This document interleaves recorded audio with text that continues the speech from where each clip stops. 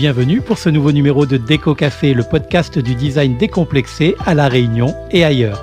Bonjour à tous, je suis David Chervé-Brenac et ravi de vous accueillir. Nous sommes ensemble pour une parenthèse auditive dans votre quotidien et je vous en remercie. C'est parti!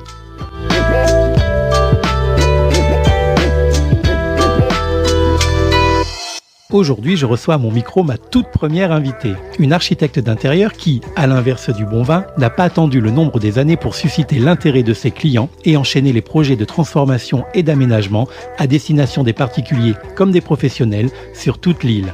Bélisae, c'est le nom de sa boîte, est une véritable pépite pays aussi fraîche et revigorante que sa créatrice. À l'aube de fêter son premier anniversaire, après l'angoisse du démarrage et l'organisation aujourd'hui nécessaire pour répondre aux sollicitations finalement nombreuses, cette micro-entreprise prouve une nouvelle fois, si c'était nécessaire, que le design d'intérieur a toute sa place ici, chez nous, comme partout ailleurs. Plus qu'un entrepreneuriat au féminin, je vous propose de découvrir une décopreneuse passionnément humaine. Accueillons donc ensemble et écoutons Adeline Blot-Vidal de Bélisae.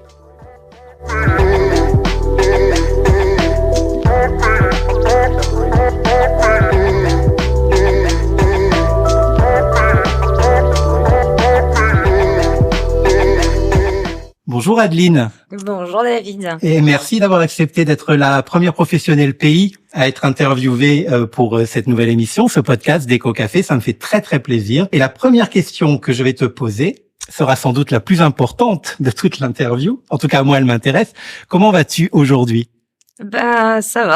Ça va, un petit peu intimidée, c'est ma première. D'accord, t'inquiète pas, ça va bien se passer. Mais je vais bien, je suis en forme et ravie d'être avec toi. Super, ben écoute, on est deux et on va passer un très très bon moment, toi et moi, et avec évidemment nos auditeurs qui feront chaque semaine encore plus nombreux et nombreuses à nous rejoindre. Alors, est-ce que tu pourrais te présenter un petit peu justement à ces fameux auditeurs qui ne te connaissent peut-être pas, ou même à ceux qui pensent te connaître? Voilà, et à qui tu pourrais apprendre des choses. Et notamment, alors, à titre personnel, moi, ce qui m'intéresserait, c'est qu'à cette occasion, tu me parles un petit peu de ton histoire avec la Réunion, s'il te plaît. Écoutez, donc moi, je m'appelle Adeline, j'ai 36 ans, je suis originaire de Toulouse, et j'ai atterri sur ce caillou, ça va bientôt faire 10 ans, totalement par hasard, parce que avec mon conjoint, j'ai promis à une amie de venir la voir. On est venu, on n'est jamais reparti, et je pense pas qu'on va repartir de sitôt. Ok. Et du coup, ça fait combien de temps ça ?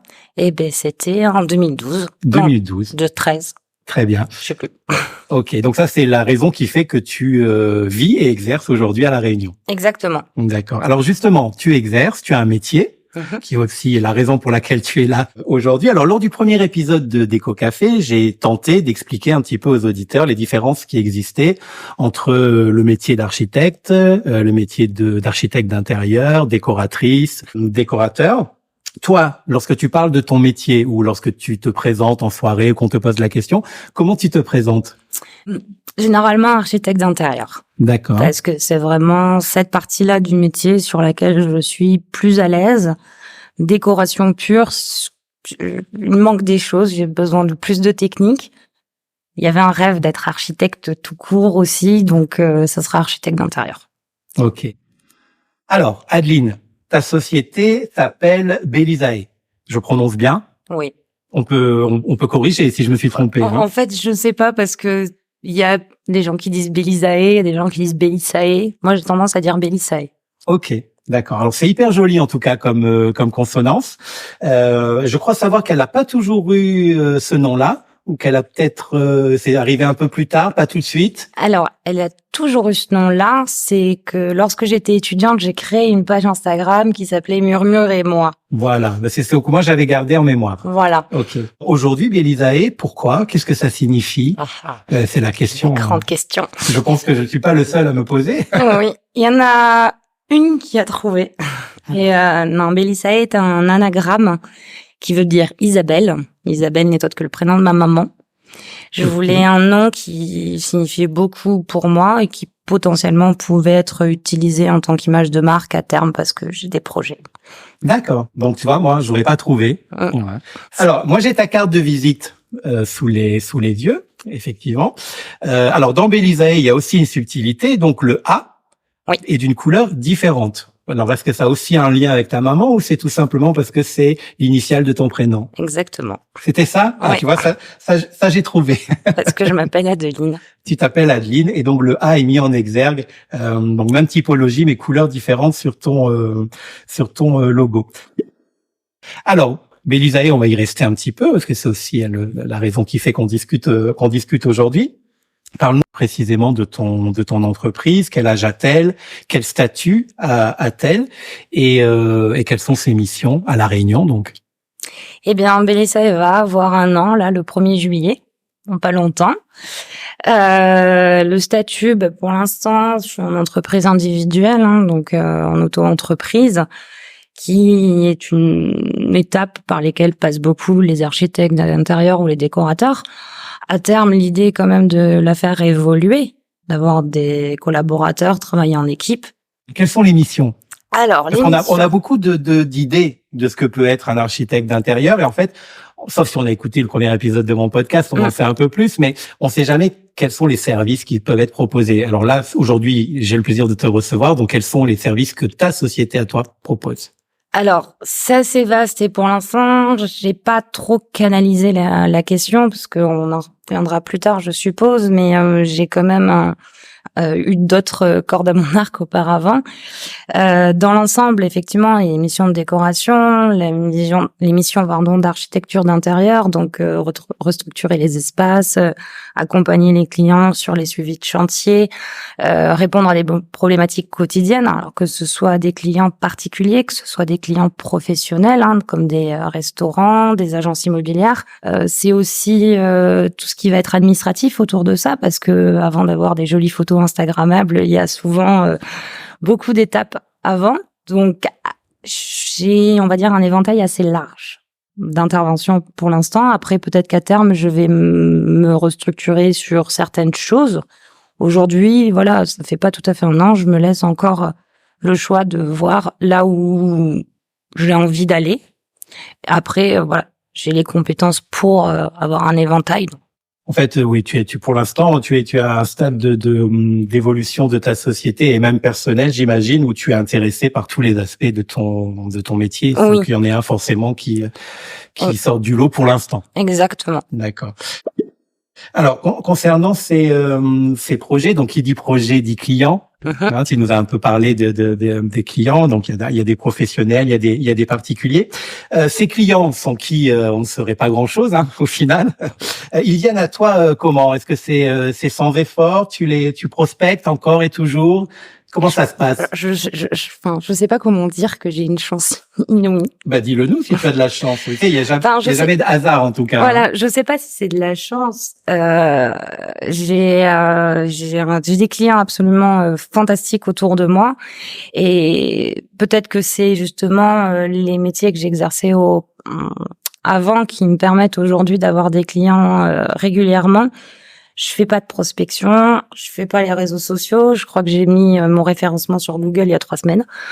Ça marche beaucoup au bouche à oreille. Après, je crois que ça, c'est La Réunion aussi. C'est beaucoup de choses fonctionnent au bouche à oreille. Dès lors qu'on est compétent, professionnel, disponible et à l'écoute. Donc moi, pour l'instant, les clients, c'est du bouche à oreille. Et ça fonctionne. Et j'ai un carnet de commande bien chargé. Bon, écoute. Donc je vais pas m'en plaindre. J'en suis ravie. C'est très bien. Alors ça, tu crois que c'est spécifique à Bélisae ou tu penses que tu disais c'est La Réunion aussi qui fait ça? Est-ce que finalement tu penses que tes collègues on vivent la même chose ou est-ce que ça dépend aussi de ta personnalité et de ta façon de travailler? Alors, excellente question. Je suis en train de me faire un check-up là dans ma tête des consoeurs et confrères que je connais ou que je commence à connaître. J'avoue, c'est une question à laquelle j'ai pas forcément réfléchi. Mais effectivement, non, je pense pas que ce soit Bélisae à proprement parler. Après, oui, je pense qu'il y a notre manière d'être, la manière de se présenter à un tel. Et encore ce matin, j'ai reçu un message, machin m'a recommandé. J'ai pas d'avis tranché sur la question. Ok. Bon, on peut considérer effectivement, comme tu le disais, que la Réunion se prête aussi à ce genre de situation. C'est-à-dire quand quelque chose se passe bien, ça se sait très vite. Quand un travail est bien fait, ça se sait aussi. Alors, l'inverse est vrai aussi. Donc, il faut toujours être professionnel. Je voulais savoir si tu avais, notamment au début, été obligé d'être dans une opération de séduction, de communication, pour ne serait-ce que pour dire, bah ça y est, je me lance, j'ai fini mes études, j'attaque ma démarche professionnelle, voilà. Ça pouvait être aussi dans le sens, se faire connaître. Oui, alors opération de séduction, je dirais non parce que je sais pas faire. J'ai tendance à être un tiers, à écouter, donc je pense que ça s'est fait naturellement sans même que je me rende compte, au détour d'une soirée entre amis. Voilà, je dis ce que je fais comme métier. Généralement, les gens me demandent en quoi ça consiste, donc de façon simple, j'essaie de présenter l'éventail des possibilités. Et puis après, quelques mois plus tard, on me rappelle, on me dit j'ai ça et je vais penser à toi. Est-ce que tu peux t'occuper de ça? Et oui, non, ça dépend. Alors sur le département, j'avais fait une petite recherche lors du dernier épisode, donc le département de la Réunion où nous nous trouvons. J'en profite d'ailleurs pour dire bonjour à tous les Réunionnais et à ceux qui n'ont pas la chance d'être Réunionnais mais qui ont eu quand même la bonne idée de nous écouter aujourd'hui. Je leur souhaite la bienvenue. Donc dans notre département, on recense approximativement 25 professionnels, 24, 25 dans le secteur de la décoration intérieure. Et plus encore si on ajoute la profession des architectes. On pourrait croire que c'est beaucoup pour notre petit territoire à l'échelle de notre île. Est-ce que toi, de ton point de vue, c'est une concurrence que tu ressens au quotidien? Bon, vous êtes 25, toi tu es une, il y en a 24 autres. Est-ce que c'est une concurrence que tu ressens dans l'exercice de ton travail, Alors concurrence, pas du tout. Parce que j'ai l'impression que on se connaît plus ou moins tous au travers des réseaux. Certains ont lié des amitiés. Concurrence, pas du tout. Je pense qu'au contraire, on est presque des collègues. Je pense qu'à l'échelle de l'île aujourd'hui, de toute façon, il y a un besoin qui existe réellement. Ça se construit de partout, un peu trop à mon goût. Il y a pas mal de biens qui tombent en décrépitude, donc il y a un réel besoin de rénovation. Et puis ça va pas aller en s'améliorant avec les prix de l'immobilier. Donc je pense qu'on va avoir de plus en plus besoin de nous pour travailler l'ergonomie, le côté fonctionnel des espaces qui vont malheureusement être de plus en plus petits si les prix continuent à gravir autant. Exactement, oui, là, la situation que tu décris n'est effectivement pas réjouissante. Et ça me permet d'ailleurs de faire une petite parenthèse. J'ai déjà l'occasion d'en parler avec les auditeurs. Faire appel à un architecte d'intérieur, même un décorateur, mais à plus forte raison un architecte d'intérieur, va vous permettre plus que jamais de compenser ce que va pouvoir vous coûter les mètres carrés d'investissement, parce que quand on fait appel à un professionnel, en général, c'est sûr, ça coûte un petit peu d'argent, mais ça fait quand même gagner beaucoup. Et donc, in fine, vous y retrouvez. Et si je peux me permettre, moi, je rejoins complètement Adeline sur ce qu'elle vient de dire. Et alors, je comprends aussi le fait que tu décrives une situation agréable entre confrères.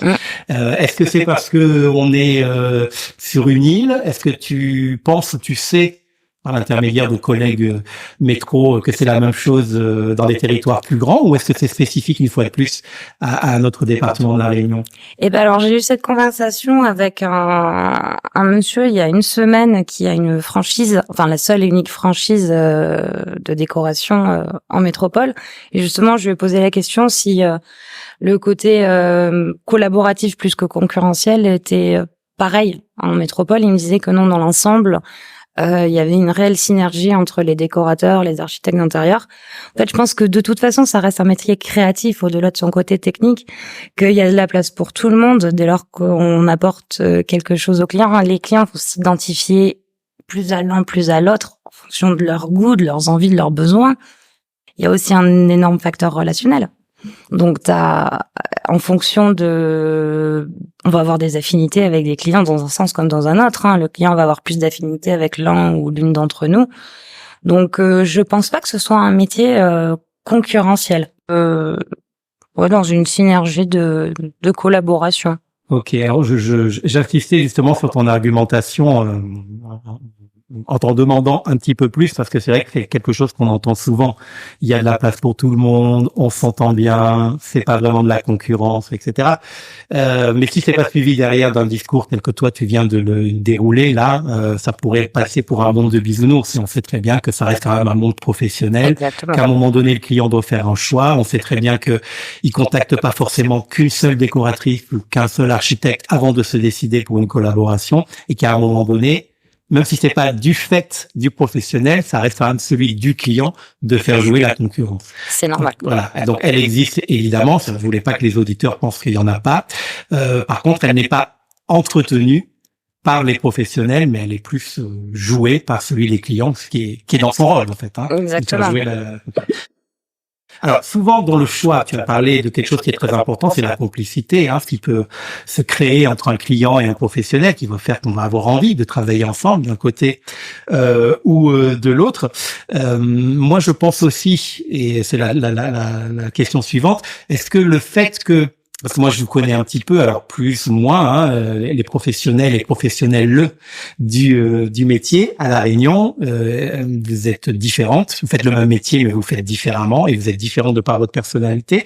Est-ce que tu penses justement que avoir une identité particulière quand on est une société, peu importe son statut de décoration, ça peut aussi être un argument de séduction. Par exemple, si je suis plus connu ou spécialisé dans l'indus, si je fais des environnements plutôt cocooning, etc. Est-ce que ça, tu penses que c'est un marqueur qui fait qu'un client va pouvoir plus facilement être séduit par toi plutôt qu'un autre ou inversement?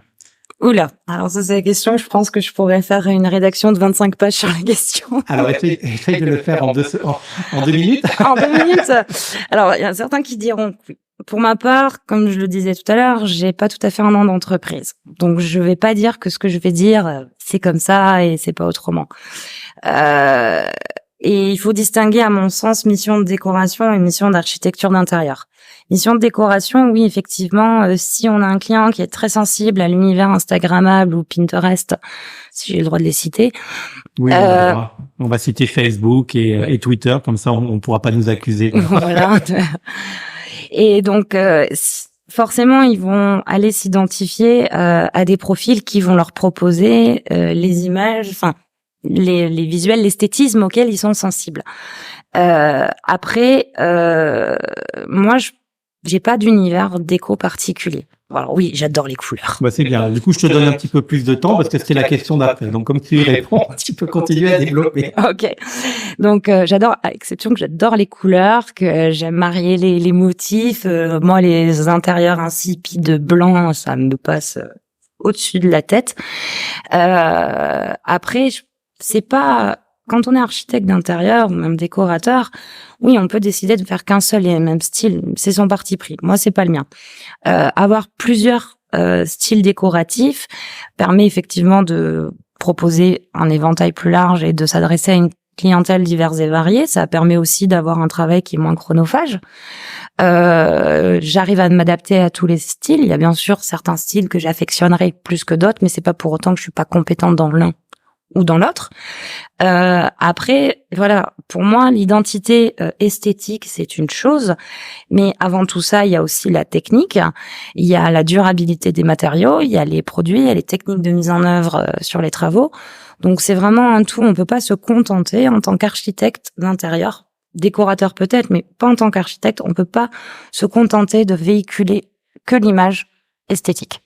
Mais tu as parfaitement répondu à la question. Je suis sûr que ça va éclairer aussi nos auditeurs. Alors, Adeline, moi j'aimerais qu'on aborde l'aventure à La Réunion ou même en métropole, qui est la création d'une entreprise. Voilà. Donc c'est toujours des choses que nos auditeurs ont besoin de savoir. Alors toi, tu as créé ta société, donc c'est pas un rachat, c'est pas une cession. Je voudrais savoir si c'était galère de la monter, cette société. Alors, de façon générale et peut-être un petit peu plus particulièrement à La Réunion, parce que ça a beau être la France, on sait, on l'a vu dans le premier épisode du podcast, qu'on peut avoir quelques petites spécificités parfois.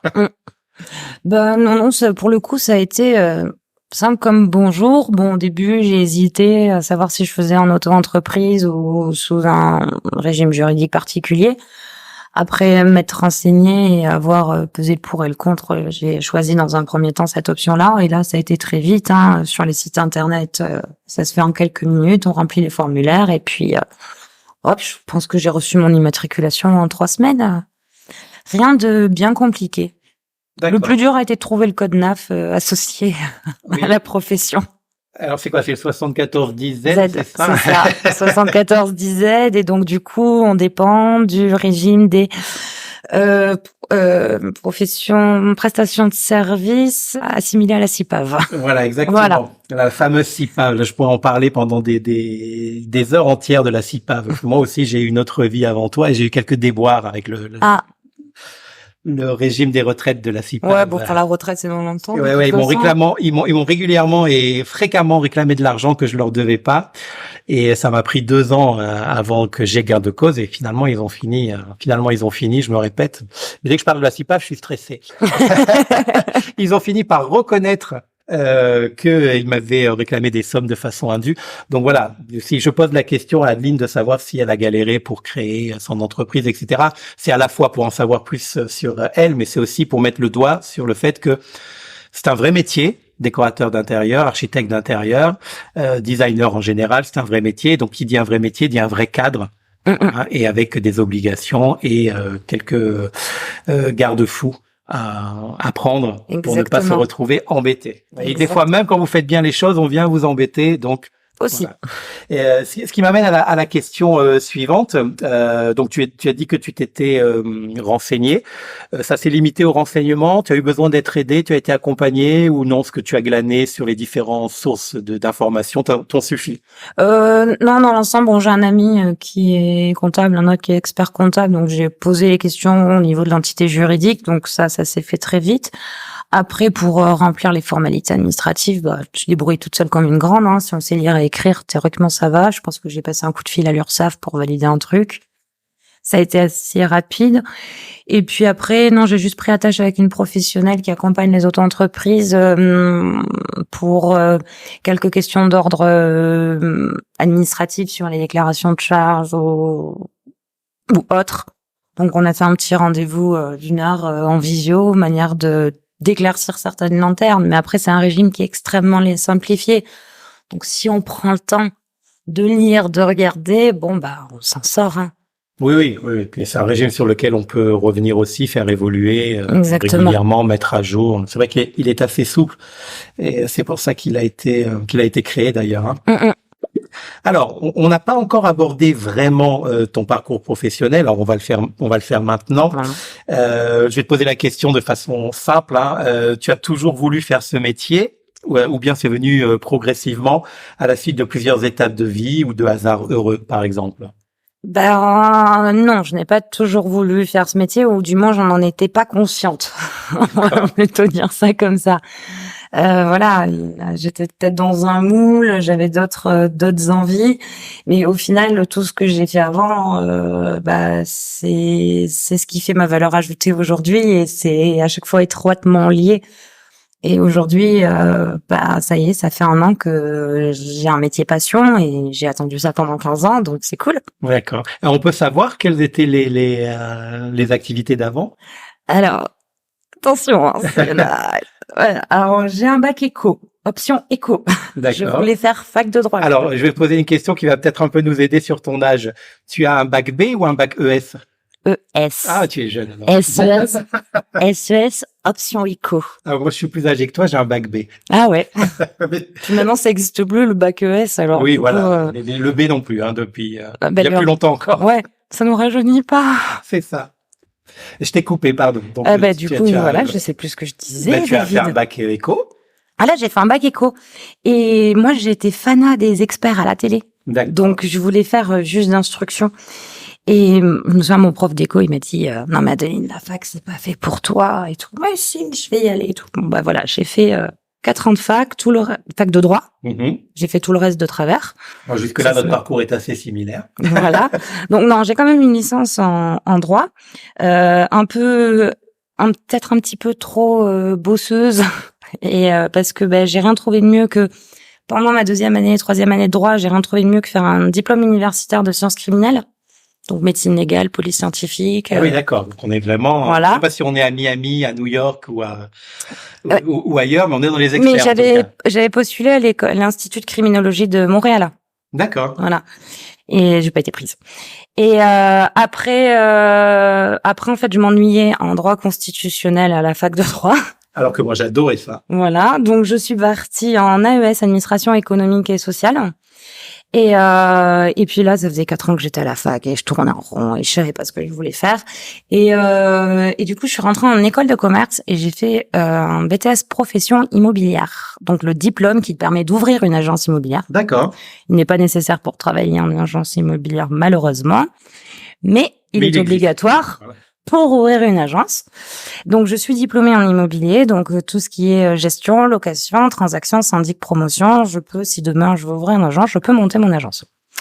Et j'ai travaillé donc pendant 3 ans, 4, je sais plus, en transaction, Toulouse, puis je suis arrivée à La Réunion, donc j'ai fait de la transaction à La Réunion, et après je suis partie en gestion de travaux, sinistres. Donc une agence immobilière qui avait des biens à la location et j'étais chargée de gestion de travaux, tous les immeubles qui étaient sinistrés, les appartes, dégâts des eaux, incendies, dégradations diverses et variées. Et voilà, ça c'est mon parcours et j'en ai eu marre.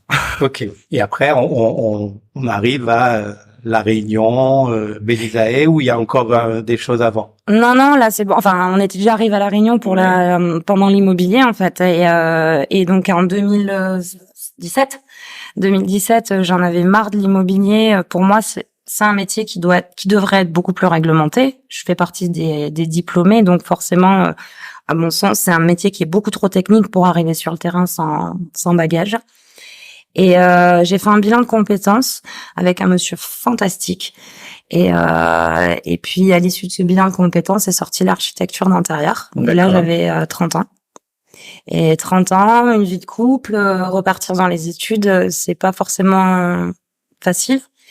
Et j'ai eu la chance d'avoir mon conjoint qui est là depuis le début et qui me soutient et qui m'a soutenue. Et j'ai repris mes études et j'ai fait 4 ans d'études à 30 ans. D'accord. Voilà, donc architecture d'intérieur. Donc là, on va pouvoir rentrer pour le coup. Voilà. On va sauter une question et sur ta formation, puisqu'on l'aborde. Tu as fait 4 ans pour acquérir les compétences et le droit d'exercer, c'est ça? Ça même. Ok. Voilà. Donc 4 ans et en fait j'ai fait un double cursus, c'est que au passage, alors je n'ai pas le titre, mais j'ai fait les cours. Dans ma formation en architecture d'intérieur, j'avais une option qui s'appelle économie de la construction et maîtrise tout corps d'état, donc maîtrise TCE. Et donc c'est les cours du BTS économie de la construction. Mais par contre, je me suis pas inscrite pour le BTS parce que je n'ai pas jugé nécessaire de dire que j'avais le BTS ou quoi que ce soit. Okay. Mais donc j'ai cette formation en plus de mon cursus architecture d'intérieur. D'accord. Ok. Donc, qui était nécessaire pour pouvoir être légitime, en tout cas de ton point de vue, pour exercer, proposer Alors tes services voilà, il est pas nécessaire pour être légitime. Par contre, il est nécessaire pour pallier au syndrome de l'imposteur. Oui, c'est ça. Voilà. C'est ce que je voulais dire en fait. Hein. Voilà. Non, pour moi, il est nécessaire parce que aujourd'hui, mettre une peinture, tout le monde peut le faire, mais par contre, tant qu'on prépare pas le support, connaître les supports, etc. Pour moi, c'est un peu la base. Hein. D'accord. Donc, il est nécessaire. Ok, je fais un tout petit retour en arrière pour revenir à la question donc qui était insérée à la base entre ton parcours initial et ta formation. Souvent, enfin quasiment tout le temps même si je compare avec les autres collègues et confrères dans ce secteur d'activité, c'est quand même alors on ne travaille pas seul, mais c'est quand même un métier où on se drive seul. On avance seul, on définit nos objectifs. Alors, on ne peut pas travailler seul, mais quand même, on mène sa propre barque. Est-ce que pour toi, c'était aussi une condition pour être épanoui dans ton métier, ou est-ce que tu aurais pu être associé dans un cabinet ou même salarié dans une boîte? Ah non, c'était pas du tout une condition. Moi, j'étais terrorisée à l'idée de monter mon entreprise, mais terrorisée. Je suis une aventurière et en même temps une bonne casanière. C'était pas évident du tout. Non, j'avais peur. En plus, j'ai 15 ans de salariat, donc passer du salariat à l'auto-entreprise, passer d'un salaire fixe tous les mois avec potentiellement des commissions en immobilier, je sais pas ce que j'aurai le mois prochain. Est-ce que je vais pouvoir payer mon loyer? Est-ce que je vais pouvoir faire mes courses? Non, j'étais terrorisée. Après, j'ai la chance d'avoir un entourage très aimant. Et notamment dans un cercle très proche de amis qui sont architectes de formation, avec qui j'ai pu échanger durant tout mon parcours d'études. Et quand est venue la question, qu'est-ce que je fais? Est-ce que je monte mon entreprise? Est-ce que je cherche un poste, un salarié? Ils m'ont dit, mais Adeline, t'as tout ce qu'il faut pour monter ton entreprise. Vas-y, lance-toi. Et ils m'ont motivée. Après, ceci dit, c'est pas un métier où il y a beaucoup de postes, un salarié non plus. Oui. Alors ça peut être le cas quand on rattache ses services à une enseigne de fournisseurs. Ça peut être que ça soit mobilier, cuisiniste ou des choses comme ça. Mais on aura moins de diversité. Exactement. Il y avait une autre question alors. Du coup, tu me l'as amené sur un plateau, donc je vais saisir la perche que tu me tends. Là, je parle pas des revenus du ménage, mais je vais vous parler des revenus d'un décorateur seul. Est-ce que toi, tu estimes, alors je parle pas forcément de ton cas particulier, mais est-ce que tu estimes qu'un décorateur seul, ou une décoratrice seule, ou un architecte d'intérieur seul, peut vivre à La Réunion de son métier? À partir du moment où les conditions sont réunies, c'est-à-dire il n'y a pas de problème de clientèle, est-ce que ça paye en gros suffisamment bien pour être même indépendante financièrement et pas dépendre de son conjoint, par exemple? C'est pas une question, ça. Oui. Je pense que oui, parce qu'il y en a qui y arrivent. Après, on va pas se mentir, il y a peut-être 20 ou 30% qui y arrivent. Oui. Donc après, le problème, il est qu'aujourd'hui, on a des plateformes sur Internet qui proposent des prestations vos visuels 3D pour 99 €, etc. Clairement, j'ose même pas imaginer les salariés qui bossent derrière, les heures qu'ils doivent faire pour sortir une 3D, un salon, même avec 3 meubles, ça prend pas 35 minutes, il y en a parfois pour une journée, voire 2, à condition d'avoir les bons logiciels, à condition d'avoir les objets déjà modélisés par les marques. Ça, on n'en parle jamais, mais c'est du temps, en fait. Tu pratiques sûrement sur les mêmes logiciels que moi, mais tu sais qu'on a un crayon. Et à partir de crayon, on dessine un meuble avec des textures. Donc oui, je pense que on peut s'en sortir, mais à condition de vendre correctement sa prestation et surtout d'expliquer en quoi consiste sa prestation. Ouais. C'était le deuxième tiroir aussi qui avait de ma question. C'est que, alors, maintenant, ça a tendance un petit peu à évoluer dans le bon sens. Les gens ont conscience quand ils font appel à nous, et j'imagine quand ils font appel à toi, qu'ils vont avoir en face un vrai service, une compétence, un savoir-faire, comme je le disais aussi, des incidences positives pour eux qui vont être gagner du temps, économiser de l'argent, etc. Et maintenant, ils rechignent un petit peu moins à ce poste de dépense qui pouvait peut-être être considéré comme un peu superflu au départ, parce que, et là je vais revenir sur un sujet qui m'est cher, c'est parce que aussi au travers des différentes émissions télévisuelles de décoration, sur des chaînes privées qui ont laissé penser que c'était possible au premier venu, etc.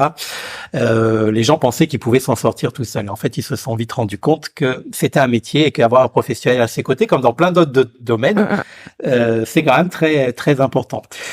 Du coup, ce savoir-faire, cette compétence, elle doit être valorisée. Toi, tu estimes actuellement que tes prestations sont au juste prix, ou du fait que tu as une concurrence, je veux pas dire déloyale, mais en tout cas virtuelle sur Internet, etc., tu es quand même obligé parfois de faire un effort en disant là je vais peut-être demander un petit peu moins, mais au moins je veux ce projet, ou c'est quelque chose que tu ne rencontres pas. Alors ceci complètement. Mes prestations, non, je pense qu'aujourd'hui elles sont pas au juste prix. Je pense que je rentre pas forcément correctement encore dans mes frais. Alors c'est une situation que j'analyse, bien entendu. Et puis j'ai eu la conversation avec une cliente à moi il y a 3 jours. Elle m'a dit, Adeline, vous vraiment pas cher pour tout le travail que vous faites. Et ouais, c'est cher. Disons que après je suis passionnée, donc c'est vrai qu'il y a certaines choses sur lesquelles je fais impasse. Après voilà, on crée une entreprise. Quand on crée une entreprise, on étudie le marché. Alors je l'ai pas étudié de façon conventionnelle à faire un business plan, une étude de marché bien cadrée, mais effectivement j'ai été voir sur plusieurs sites internet les tarifs que proposaient des confrères ou des consoeurs, que ce soit à La Réunion ou bien en métropole, ce qui m'a permis un petit peu de me donner une base, une base de travail. Et mince, t'as dit quelque chose sur lequel je voulais rebondir et puis j'ai oublié. Sur le fait que tes prix étaient au juste prix, ou? Non, c'était avant. Zut, t'as dit quelque chose qui était très pertinent. Je te remercie. Moi, je suis pas si pertinent que ça parce que ça me revient pas. Ah, c'est dommage. Attends, on va faire une petite pause réflexion, 30 secondes, on va essayer de voir.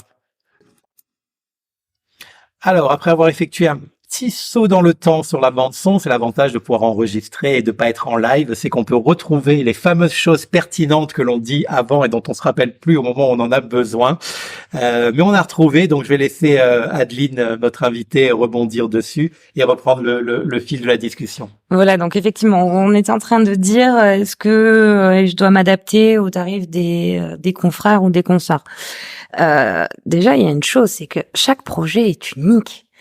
Ensuite, très régulièrement, là, depuis quelque temps, je reçois pas mal de demandes via les réseaux sociaux. Bonjour, est-ce que vous pourriez me donner vos tarifs? Non, là, comme ça, je peux pas. Les tarifs, ça dépend. On a 50 mètres carrés, 100 mètres carrés, 200 mètres carrés. C'est pour faire quoi? Suivi de chantier, rénovation, déco, choisir juste un lit, mettre un miroir. Un architecte d'intérieur a, comme je disais tout à l'heure, un éventail de missions. Donc déjà il y a ça. Ensuite il y a les gammes aussi dans lesquelles veulent se positionner les clients. Les portefeuilles sont pas les mêmes partout. Donc non, je ne peux pas donner un tarif comme ça. D'ailleurs, pour ceux qui donneraient des ordres de tarifs, c'est toujours à partir de. Oui, et ça paraît évident d'ailleurs. Mais c'est évident. Mais après, de la même manière, je veux dire que le client chez qui je vais m'occuper d'une seule salle de bain et le client chez qui je vais m'occuper d'une salle de bain, d'une cuisine, de 3 chambres et d'un salon, le tarif va être dégressif parce qu'il y a des choses que je vais combiner. Donc, du coup, moi, j'essaye d'estimer mon temps de travail. Le temps de travail, ça se paye. Ensuite, effectivement, donc on facture un peu plus. On est une société, donc on a des charges. Donc l'heure que je facture, c'est pas l'heure que je mets dans ma poche. Oui. Ça on a tendance à l'oublier. Mais tu as raison de le dire. Tu as raison de le rappeler. On a tendance à l'oublier. Derrière, il y a les assurances qui vont bien. Les gens ont tendance c'est pas oublier parce que la plupart ne le savent pas. Le prix des logiciels qui nous permettent de faire des 3D. Mais avant les 3D, il y a les logiciels de 2D. Les rendus photoréalistes, c'est un 3e logiciel. Le traitement de texte, c'est 7 ou 8 logiciels qu'on a chez nous. Les Photoshop, etc. Sans compter que les logiciels, les outils, les applications de suivi de chantier, etc. Tous ces outils qui nous permettent de travailler. L'informatique, l'ordinateur lui-même. Oui, le matériel à parler, au-delà des logiciels. Le temps de trajet pour venir sur le chantier, pour être là à 5h30 le matin, au démarrage des artisans à 6h. Enfin, tout ça. Donc, oui, non, si je facture, je sais pas, 60, 70 € de l'heure, non, je ne mets pas 70 € dans ma poche, en fait. Voilà. Donc ça, on a tendance à l'oublier.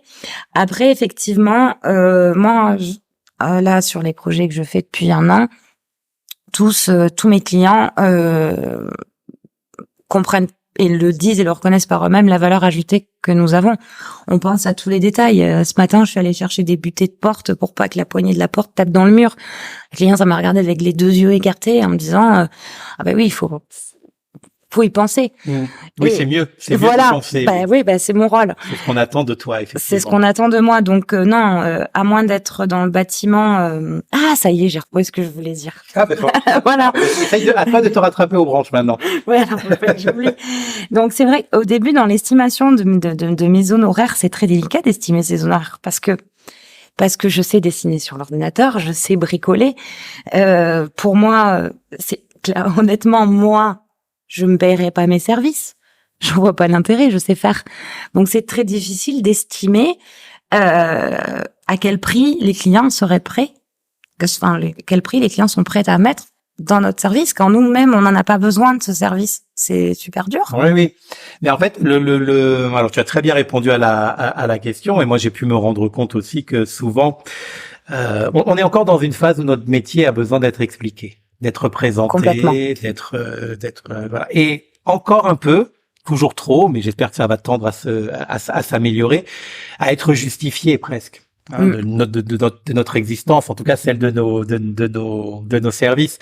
Et les gens pensent que on va leur facturer au mètre carré et que 1 mètre carré d'un appartement en plein cœur de Saint-Denis, c'est la même chose qu'1 mètre carré d'une grande maison à Saint-Gilles, alors que non, tu l'as très bien expliqué, ça dépend. Est-ce qu'on fait une prestation de déco, est-ce qu'on fait des travaux, quel type de travaux, etc.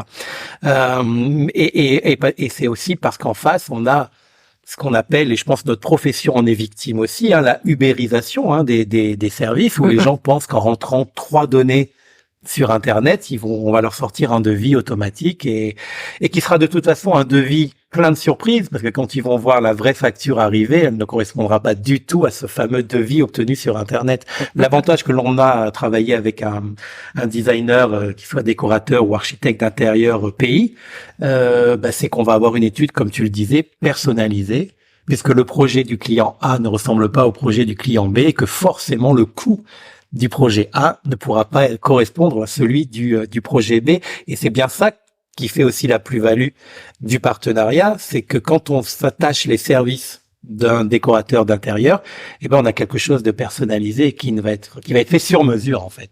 Comme une fringue pour un mariage ou un costume, etc. Et donc ça a un coût. C'est sur mesure en fonction des goûts, des besoins, c'est sur mesure en fonction des budgets, c'est sur mesure en fonction du bien lui-même. Donc il y a beaucoup de paramètres à prendre en compte. Et après, on peut pas non plus brader nos prestations, parce que nous aussi on a une famille à faire vivre, nous aussi on a un loyer à payer, et nous aussi il faut qu'on remplisse notre frigo tous les mois. Exactement, ça reste un métier, c'est pas un passe-temps. C'est pas un passe-temps, c'est pas un hobby. C'est pas un passe-temps du tout, non. Alors on peut le faire, même si c'est une passion. Voilà, c'est une passion, mais c'est pas forcément un hobby. Alors on peut le pratiquer en hobby quand on a une activité principale qui satisfait à tous les critères que tu viens de dire, oui. C'est-à-dire qui remplit le chariot, qui paye les charges, etc. Ça peut être un plus, et on pense évidemment à tous ceux qui en font leur métier, et ils ont bien raison, c'est une vraie profession. Exactement. D'ailleurs, qui est cadrée, il y a des études, il y a des formations qui justifient justement les compétences et les aptitudes de ceux qui la pratiquent. Alors, aujourd'hui, on va revenir un petit peu, on va rester sur ta propre situation. Donc, je crois pas trahir de secret en disant que tu ne sembles pas manquer de travail, en tout cas de projets sous la main. Tu n'es pas la seule d'ailleurs. La plupart de tes consoeurs et confrères qui font bien leur métier ont un agenda assez bien rempli. Pour en côtoyer, je les connais pas tous, mais pour en discuter, en tout cas avec certains d'entre eux, je sais qu'ils ont du travail. Donc, effectivement, ça rejoint ce que tu disais tout à l'heure, sans penser que on est dans le monde des bisounours. Il y a effectivement, même sur un petit territoire comme la Réunion, du travail pour tout le monde, en tout cas pour tous ceux qui travaillent bien. Et ça, c'est le cas pour toutes les professions. Quand on est un bon peintre ou un bon maçon, on a toujours du travail. Exactement. Il n'y a pas de raison que ça s'applique pas aux bons archis d'intérieur ou aux bons décorateurs. Malgré tout, alors toi, ta société, elle a 1 an. Alors, je vais peut-être pas te poser la question comme j'avais prévu de te la poser au départ. J'allais te demander si, malgré tout, tu avais des périodes de vide ou des périodes de calme. Alors, je sais que non, puisque tu as démarré récemment et que tu es très full en termes d'agenda. Alors, du coup, la question, je vais la poser comme ça. Est-ce que tu as peur qu'un jour, pendant 1 mois, 2 mois, tu n'aies rien à te mettre sous la dent parce que tu es entre 2 projets d'envergure, mais t'as 2 mois pour toi là comme ça. Est-ce que c'est angoissant pour quelqu'un qui aime bosser et qui est passionné comme toi? Alors, la réponse est très contrastée. Moi, il y a 1 an, terrorisée. Voilà. Du vide? Du vide. Pas avoir de clients. Oui, c'est ça, de pas avoir de clients. Et ok, cool, j'ai chopé un super projet et tout. Bon, alors ok, donc il y a ça comme un horaire. Bon, ça me permet de tenir combien de temps? Et si demain j'ai rien, comment je fais, etc. Bon, là, en 1 an, je dois admettre que dès que je commence à avoir un peu d'espace libre pour prendre 1 semaine de vacances dans mon agenda, je reçois un message pour un nouveau projet. Chouette. Non, après, là, comme je disais tout à l'heure, j'ai 2 amis qui sont architectes HMO. Donc, tu en parlais dans ton premier podcast, me semble-t-il. Oui, d'ailleurs, si vous avez encore un petit peu de mal avec ces acronymes, je vous invite à réécouter ou tout simplement à lire les notes du premier épisode où tout est, alors brièvement, mais en tout cas, j'espère assez clairement expliqué. Voilà, donc du coup, j'ai une amie qui est architecte HMO, qui d'ailleurs je travaille également un petit peu avec elle, donc en tant que dessinatrice, du coup dans le cadre du régime des agences d'architecture pure. Et là, par exemple, elle avait un projet de réhabilitation où il fallait retravailler l'intégralité des espaces intérieurs. Donc, et il y avait une extension. Donc, moi, je ne suis pas habilitée à travailler sur ce projet parce qu'on dépasse les 150 mètres carrés. Donc, je ne peux pas travailler seule. Donc, elle travaille sur la partie extension. Et sur la partie existante, elle me l'a sous-traité, entre guillemets, pour que j'optimise la fonctionnalité de cet espace. Donc, l'avantage, c'est que quand il y a des partenariats, notre ami qui est archi également, il y a des missions qu'on prend ensemble parce que parfois dans certains projets, il y a toute une partie création relative à l'intérieur et il y a une petite partie structurelle que je comprends. J'ai pas de problème à suivre les discussions techniques ou quoi que ce soit, mais j'estime ce n'est pas mon métier. C'est là où je pose une limite. Et à ce moment-là, je m'entoure, je vais travailler en association, on va expliquer aux clients qu'on va travailler à deux. Ça va pas être plus cher. C'est juste qu'on va se répartir les tâches. Donc, du coup, pour revenir à nos moutons, parce que je me suis un peu garée. Oui, on était surtout sur la foulitude de la foulitude. En fait, c'est vrai que avoir des partenariats avec deux autres archis ou même avec une décoratrice qui récemment m'a sollicité parce qu'il y avait une petite partie un petit peu technique dans une salle de bain, finalement, ça vient combler les petits trous. D'accord. Okay. Voilà. Et pour compléter cette question, tu peux avoir, alors sans rentrer dans les détails, mais jusqu'à combien de projets en parallèle? Dans la réalité. Oui, dans la réalité. Combien Adeline peut suivre de projets en même temps et tout en préservant son équilibre mental et tout en ayant le sentiment de continuer à bien faire son travail? Si vous voyez Adeline Bougon, c'est qu'Adeline, elle est fatiguée, là qu'il faut qu'elle fasse une pause. Non, c'est compliqué. Là, j'avoue que j'accuse un petit peu le coup de la première année parce que je me suis énormément investie, que parallèlement, on n'est pas qu'archi. Quand on a son entreprise, il y a 5 jours dans la semaine techniquement de travailler, architecte d'intérieur, community manager, gérant, comptable, commercial. Donc ça laisse pas beaucoup de place finalement au métier en lui-même. Oui, en ce moment j'ai 6 projets sur le feu. C'est trop. C'est trop. 6, c'est trop. Disons, oui, parce qu'il doit y avoir, ils ont tous des tailles différentes. Ouais, c'est pas trop le nombre en fait qui fait c'est pas le nombre en fait, c'est leur envergure. Voilà. Après, je dis c'est trop, mais c'est trop dans le sens où le client lui il voit pas que c'est trop parce que je resterai professionnel jusqu'au bout. C'est trop parce que ça fait 5 semaines que j'ai pas pris un jour off. C'est en ce sens que c'est trop. Donc là, moi, je commence à me canaliser et à organiser un petit peu mieux mon temps de travail parce qu'il faut aussi que je pense à moi. Et mais bon, non, ça dépend des projets. On peut pas dire combien de projets en même temps. Ça dépend de l'envergure du projet, de la nature du projet. Oui, il y en avoir un qui est hyper chronophage et puis la période d'après, en avoir 4 ou 5 qui sont plus modestes, tout aussi intéressants, mais plus modestes à suivre et moins chronophages. C'est ça. Et puis les stades d'avancement des projets, parce que tout projet commence par une phase de conception. Quand que sur de la conception, tu travailles encore de chez toi.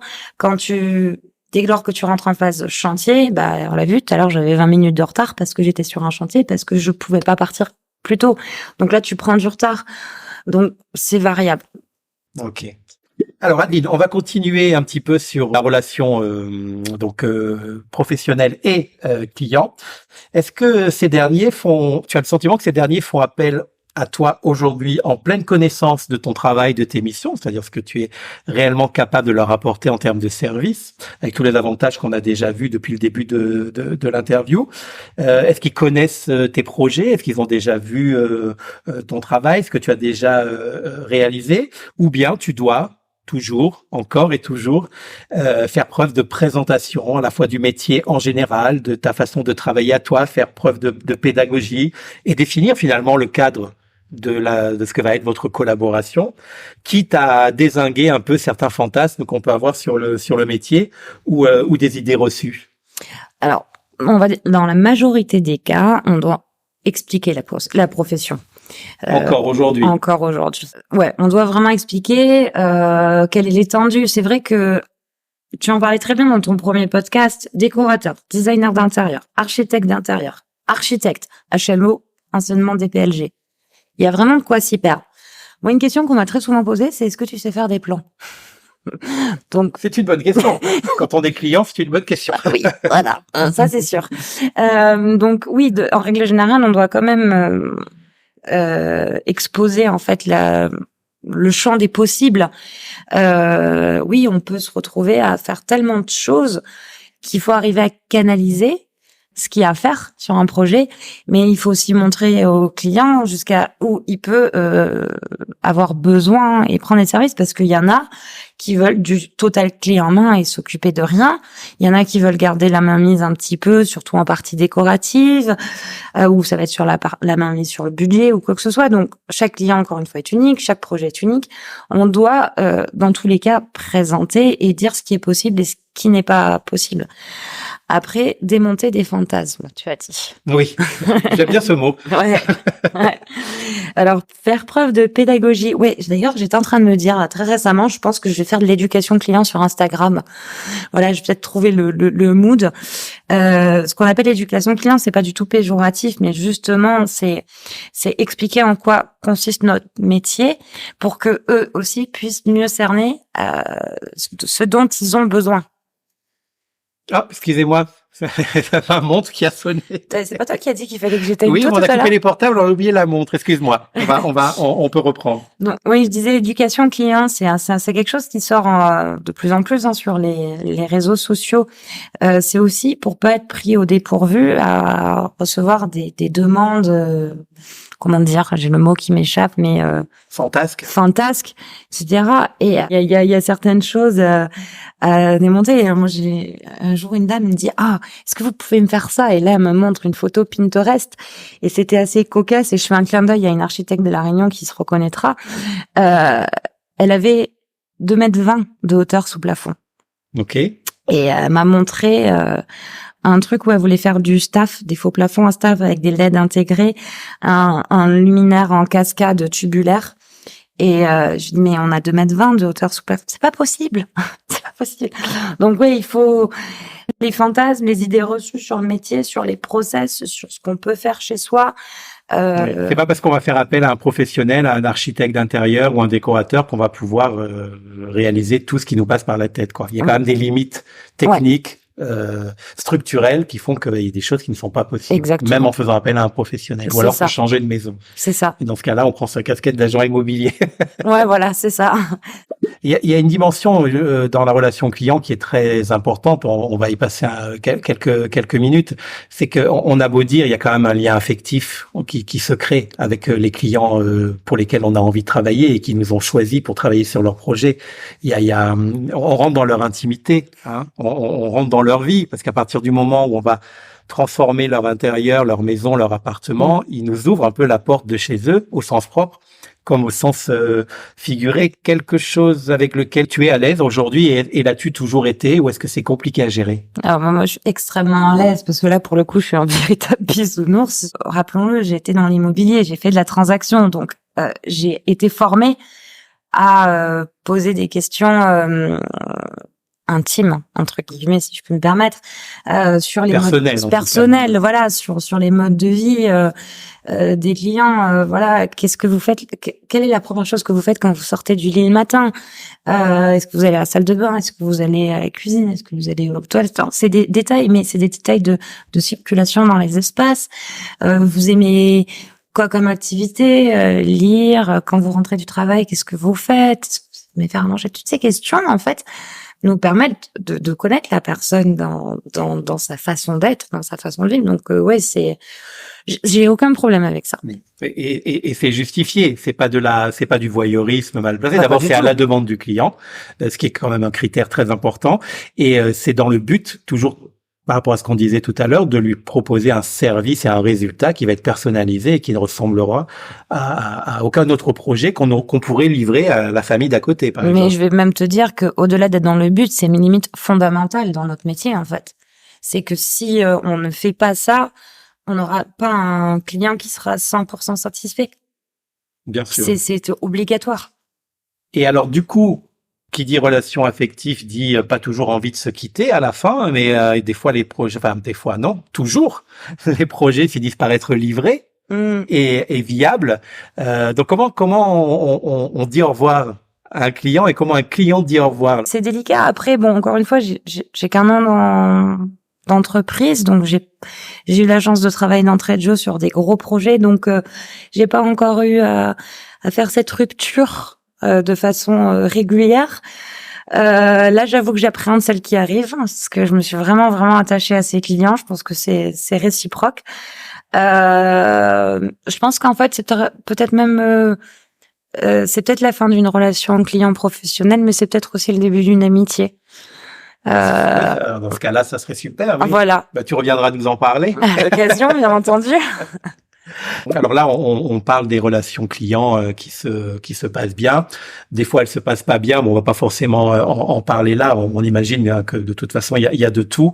Moi, ce qui m'intéresse plus, c'est pas pour être original, mais c'est vraiment sincère, c'est de savoir quelles sont les raisons qui peuvent amener un client. Alors, je vais d'abord la prendre dans un sens, la question, et puis en plus, je te poserai la même inversée, qui font qu'un client refuse de travailler avec toi. Quelles sont les objections de collaboration auxquelles tu as dû faire face, s'il y en a? C'est une bonne question. Ça serait plus. J'ai pas eu concrètement le cas, dans le sens où là, les dizaines de projets sur lesquels je travaille depuis un an, il y avait un réel besoin à chaque fois de professionnels. C'était que voilà, les clients que j'ai eus n'étaient pas en mesure de le faire eux-mêmes. Je pense que s'il y avait un refus, ça serait peut-être sur les honoraires, parce qu'encore une fois, le métier est mal connu et que du coup, ils s'attendent pas forcément à ce budget-là, et que j'ai pas forcément eu l'occasion d'expliquer pourquoi ce budget-là.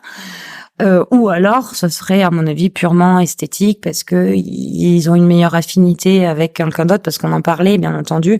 Il est important de consulter, de faire des devis, mais enfin, il y a le tarif qui est important, c'est une chose. Mais encore une fois, je pense que c'est la relation aussi, la relation dont on parlait tout à l'heure. L'univers décoratif, c'est une chose, c'est ce qui se voit. Il y a le budget. Qu'est-ce que va me coûter mon architecte d'intérieur? Qu'est-ce que va me coûter mon décorateur? Mais après, il y a, comme on disait, le relationnel est fondamental. Donc, en fait, je pense que c'est ça qui doit dire on va. C'est qu'il faut qu'il y ait un échange qui soit limpide et fluide pour que ça se passe dans de bonnes conditions. Donc, je pense que ça serait plus dans ce cas-là que ça se refuserait. Et inversement, là, tu me vois arriver avec mes gros sabots. Qu'est-ce qui, toi, pourrait t'amener à refuser de façon tout à fait légitime de travailler sur le projet d'un client? Ça, c'est m'est arrivé une fois pour le... Explique-le-nous. Le client savait mieux que moi mon métier. Ah, d'accord. Donc, voilà. Il n'avait pas besoin de toi. Je pense que c'était le client pour se faire mousser un petit. Enfin, pardon, on peut pas dire ça. Si, on peut dire. Nos collègues. Non, mais voilà. Enfin, c'était le client qui voulait pouvoir dire haut et fort qu'il avait pris un archi d'intérieur pour faire son intérieur. Et que... il t'a pris pour un accessoire de mode. Oui, c'est à peu près ça, voilà, tu vois. D'accord. Et au final, j'ai passé 1 heure de rendez-vous absolument affreux. J'arrivais pas à en placer une. Il me coupait la parole toutes les 30 secondes. Et il m'expliquait mon métier. Il m'expliquait ce que je devais faire. Il me parlait déjà d'un élément décoratif sur un mur, alors que le mur n'existait déjà pas lui-même. Et là, je suis rentrée. J'étais toute contente de partir à ce rendez-vous parce que le projet sur le papier était sympa. Et j'ai refait le trajet retour avec la boule au ventre. C'était au début de la création d'entreprise, donc on a envie de dire, on va dire oui, on va le prendre, le dossier, voilà. Je suis rentrée, j'ai regardé mon conjoint et je dis, je le sens pas. Je sens pas, je vais avoir la boule au ventre. Enfin, le feeling est pas passé non plus, tu vois. Moi, j'ai pas eu de feeling. Les conditions n'étaient pas réunies pour que tu sois totalement le projet à l'aise. Sur le papier est cool, mais ouais. Donc finalement, j'ai gentiment et poliment décliné en disant voilà, les conditions, les délais, tout ce qui avait fait l'objet de notre rendez-vous ne rentrait pas dans mes conditions de travail et dans la manière dont je souhaitais exercer mon métier. Parce que faut pas l'oublier, j'ai créé mon entreprise pour exercer aussi mon métier selon les règles, selon les normes, et aussi à ma façon, avec ma personnalité, bien qui sûr, je suis. Oui. Donc il n'appartient à personne de m'imposer comment je dois faire, si ce n'est que le cadre juridique et légal et technique. On continue dans la collaboration et les projets. Donc, sur un projet, il y a les attentes des clients, les compétences du décorateur ou de l'architecte d'intérieur. Tout ça, on le mixe. Il y a une collaboration, il y a une complicité, etc. Au final, il y a un résultat qui est rendu, qui satisfait à la fois celui qui l'a créé et celui qui l'a payé. Et je sens que les deux ont participé à sa réalisation, bien évidemment. Même les clients, on a besoin d'eux pour faire les projets, parce qu'on ne pourrait pas. Toi, après un an d'exercice, tu considérerais, c'est une vue de l'esprit, ce que je vais te demander. Une fois le projet rendu, il y a à peu près combien de pourcentage de Belisae dans un projet rendu et combien de pourcentage du client final? C'est compliqué à répondre comme question. Alors, de façon très nombrilée, je te dire c'est 90% parce que j'ai cette faculté. Alors, faculté, je sais pas, mais c'est le retour que m'en font mes clients. La découverte client, l'intimité dont on parlait tout à l'heure, généralement se passe plutôt bien. Bon, les clients régulièrement me disent t'as bien compris ou vous avez bien compris ce qu'on veut. Donc du coup, j'ai envie de dire 90%, mais ce qu'ils ne savent pas, c'est que la plupart du temps, c'est eux qui m'inspirent en fait. D'accord, oui. Voilà. Je vois ce que tu veux dire. C'est délicat à expliquer. C'est-à-dire que oui, je crée, oui, j'imagine, je conceptualise, etc. Mais je le fais parce que je les connais, parce qu'ils sont eux. Donc, je ne fais que retranscrire. Oui, tu traduis leurs émotions, leurs envies, leurs attentes et parfois même leurs idées. Voilà, donc je pourrais pas dire c'est d'un regard extérieur. Oui, c'est mon projet, c'est moi qui ai pensé. Mais si j'ai pensé comme ça, c'est parce que j'ai échangé en amont avec eux. Donc comme je dis toujours sur les chantiers, je travaille sur un gros projet, il y a 3 associés, je travaille avec un confrère. On dit souvent que ce projet, c'est notre bébé à tous les 5, les 3 clients et nous 2, l'équipe de conception. Je comprends ce que tu veux dire. En tout cas, c'est très clair. Est-ce que il est arrivé que la part de Belisae soit vraiment à 100%? Et là, je pense aux clients qui t'abordent en te disant Adeline, je connais votre travail, j'ai confiance en vous, vous avez carte blanche. Est-ce que tu as déjà eu ces cartes blanches, les fameuses cartes blanches qui n'en sont vraiment jamais au final? Oui, je l'ai sur un projet en ce moment dont tu connais les clients, tu as l'occasion de les rencontrer. Oui. Mais non, en fait, toujours pas carte blanche, toujours pas 100% parce que ils ont eu 2-3 idées quand on a ajouté au dossier. Donc non, c'est vraiment collaboratif. Et puis, d'une façon générale, je pense qu'on n'est jamais à 100% carte blanche à moins d'avoir quelqu'un qui en a strictement rien à faire. Ouais. Et c'est pas l'objectif de nos clients. Ils en ont pas rien à faire. Oui, puis ça se ressentirait forcément très vite sur l'évolution du projet et le résultat. Et puis moi, dans mon métier, ce que j'aime aussi, c'est le contact avec les gens. Donc je crois que toute carte blanche, je ferais pas bien. Oui. C'est difficile. Il y a pas de cadre, donc du coup, c'est compliqué. Dans nos métiers, donc il faut le dire aux auditeurs qui n'auraient pas encore eu d'expérience d'architecture d'intérieur ou de décoration d'intérieur, les clients qui nous écoutent, faut qu'ils sachent qu'on est quand même nous très bien informés des réglementations, de la nature des différents services, des travaux que l'on peut ou pas réaliser, en tout cas qu'il faut réaliser dans un projet, des achats qui sont rendus nécessaires pour la bonne réalisation d'une transformation. Et nous sommes même, pour certains d'entre nous, habilités à les suivre, ces travaux, ces modifications, les contrôler et même les évaluer, puisqu'on va devoir les livrer en notre nom. En revanche, rares sont ceux qui les exécutent eux-mêmes. Alors, j'en connais quelques-unes et quelques-uns qui mettent un peu les mains dans le cambouis de temps en temps. Alors, tant que ça peut être de la peinture ou des joints, ça va. Après, dès qu'il faut toucher à l'électricité, etc., c'est carrément impossible. Il faut pas le faire. C'est pas notre métier à la base. Donc, faut reconnaître que on a besoin de prestataires performants, compétents, spécialistes, prestataires de travaux, de services, de biens, qui font que, en fait, nos idées deviennent réalisables et réalisées. Et ma question est donc la suivante. J'avais une longue introduction pour poser une question simple, mais je voulais recréer le contexte. Est-ce que tu dirais que c'est facile sur notre territoire de trouver justement des bons artisans, des bons professionnels dont on va pouvoir s'attacher les services, toujours dans l'intérêt du client qui nous a fait confiance? Alors, c'est facile, oui et non. Ça va dépendre des métiers. Après, est-ce que c'est propre à La Réunion? Encore une fois, je n'ai une expérience qu'à La Réunion, donc je veux pas dire que c'est propre à La Réunion. Je peux pas peux pas l'affirmer. C'est pas forcément évident. Il y a certains.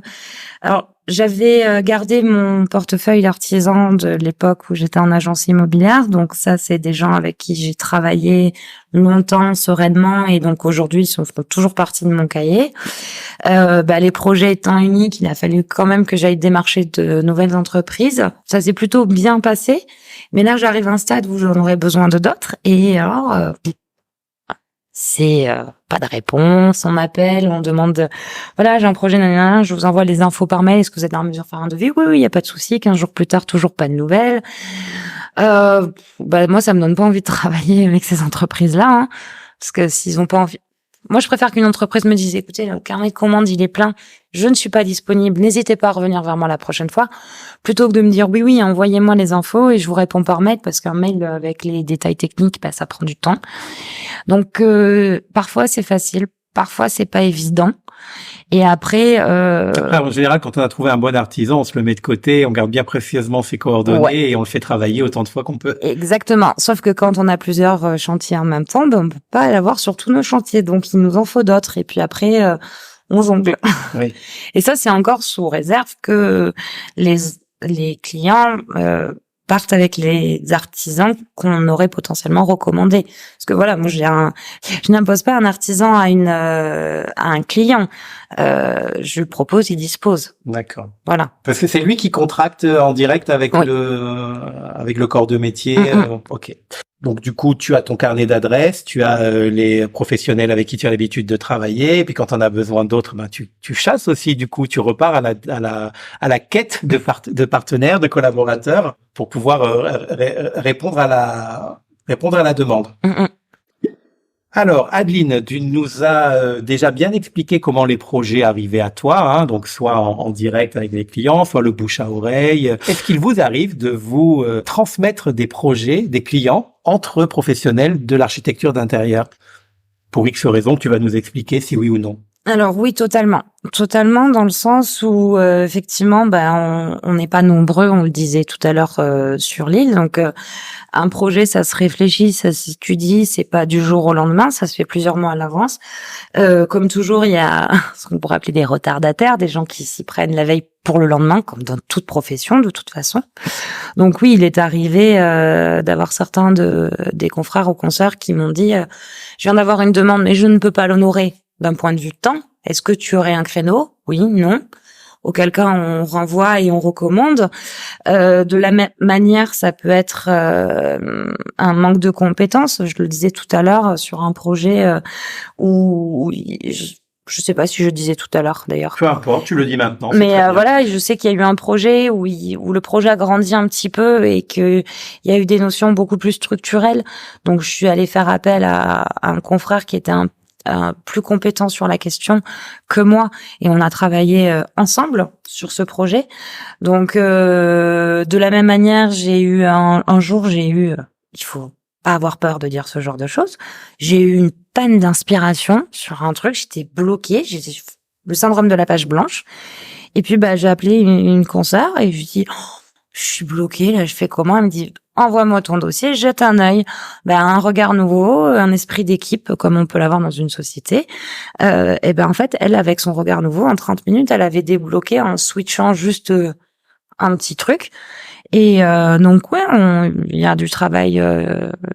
Ça nous arrive d'échanger, de se transmettre, de se recommander. Pour de très bonnes raisons et c'est souvent efficace. Et de la même c'est dans l'intérêt du client. Et de la même manière, ça me fait penser à un truc, par exemple dans les contrats que je fais signer avec les clients, un client pourrait être en droit de se demander mais attends, la demoiselle là, elle est à son compte, s'il lui arrive quelque chose demain, si elle est malade, si elle a un accident sur la route, on fait comment nous pendant notre projet?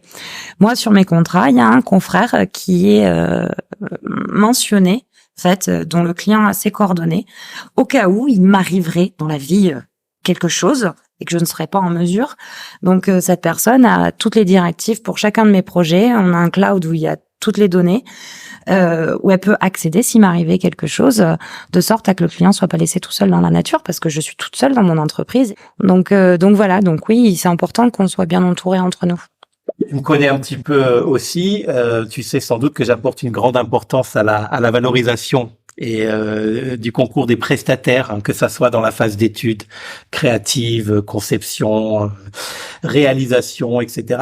Je remarque que ils sont pas souvent, en tout cas pas autant qu'ils le mériteraient, mis en l'air dans les publications que l'on peut voir fleurir sur les réseaux sociaux. Alors je dis pas que les réseaux sociaux c'est la panacée et que c'est là qu'il faut absolument aller trouver l'information, mais c'est quand même un vecteur d'information qui est incontournable aujourd'hui. Et moi je vois souvent des publications de rendus de projets réalisés et livrés qui sont très beaux, hein, qui ont tout à fait leur place sur les réseaux sociaux, mais sur lesquels on ne cite absolument pas les entreprises, ne serait-ce qu'un prénom même de façon anonyme de celui qui a fait le sol, le parquet, le mur, etc. Et alors moi, comme c'est un peu mon histoire et mon métier et que je viens du mobilier professionnel et à la fois et aussi particulier, de ne jamais, ne serait-ce qu'avoir le nom du mobilier ou de l'entreprise réunionnaise, parce que c'est aussi un partenariat local. Souvent, vous travaillez avec des entreprises locales. Vous êtes là pour faire vivre aussi les entreprises locales. Ne sont pas cités. Alors, est-ce que toi, par rapport à la mise en l'air des partenaires et des fournisseurs, et là, je voudrais une réponse plus orientée bien. Ça peut être le carrelage, ça peut être le mobilier, mais plus bien. Tu as une ligne de conduite justement dans ce domaine et tu attaches de l'importance à ça. Oui. Ne réponds pas pour me faire plaisir. Bah, tu le sais très bien, tu me suis sur Instagram. Je pense qu'il n'y a pas une seule de mes stories où il n'y a pas le nom des parteires avec lesquels je travaille. C'est vrai, c'est pour ça que c'est à toi que je pose la question, en espérant que d'autres nous entendent. Voilà.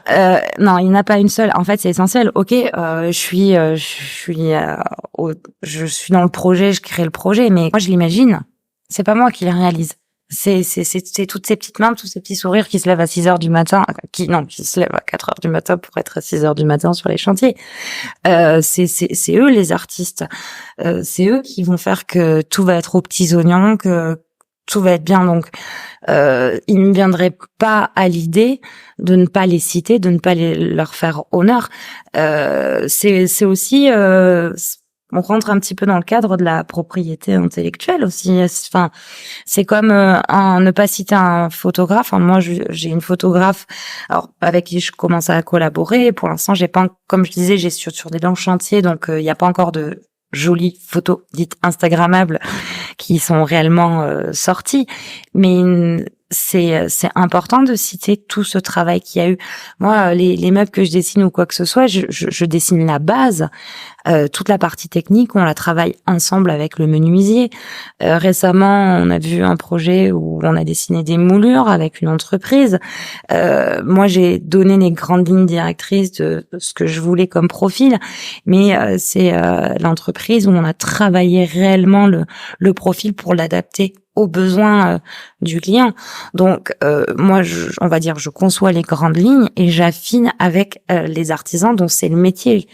On est architecte d'intérieur, on est compétent sur énormément de corps d'état, mais on n'est pas spécialisé dans chaque corps d'état.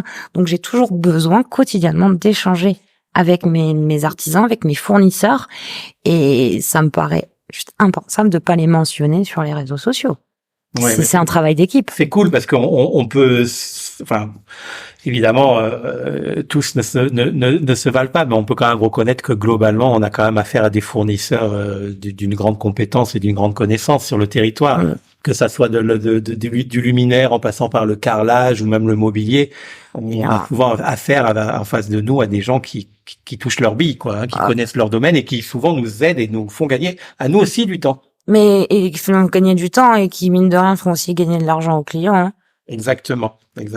Alors, en ce qui concerne les réseaux sociaux, je constate que toi, tu y es très peu. C'est pas un reproche, c'est un constat. Est-ce que c'est par manque de temps ou il y a une raison à ça? Manque de temps, oui. Autre raison, c'est que je sais pas faire. D'accord. On nous apprend pas ça à l'école.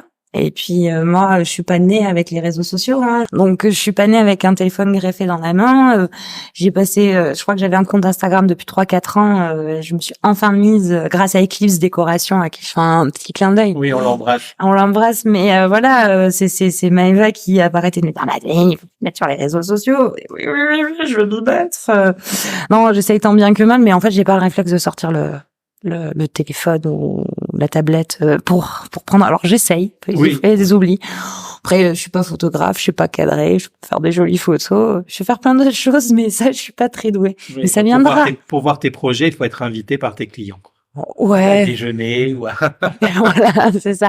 Non, mais si, ça va venir aussi parce que je disais encore une fois, c'est qu'effectivement, je travaille sur des beaux projets, mais des longs projets qui vont sortir là, d'ici la fin de l'année, sur lesquels il y a une photographe qui va venir, donc ça va aussi faire du contenu. Moi, faire les avant-après, mais mettre dans l'après, mettre une 3D, ça m'intéresse pas. Donc moi, tu auras toujours avant, projet, et puis le après sera le vrai après. Voilà, c'est pas de la 3D. 3D, c'est de la 3D. Oui, la 3D, c'est pas la vraie vie. Oui, on n'est pas dans le réalisé, hein. Voilà. On est d'accord. En ce qui concerne les lignes de conduite, donc on va y revenir. Donc on a vu ça, la mise en avant et la valorisation du travail des fournisseurs, des partenaires et des prestataires de services d'une façon générale.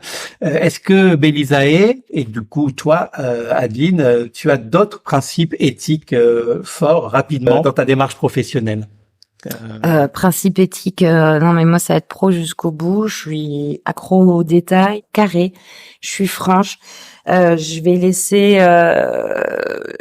enfin comment dire, quand je dis non, par contre c'est non, tu vois. Ok.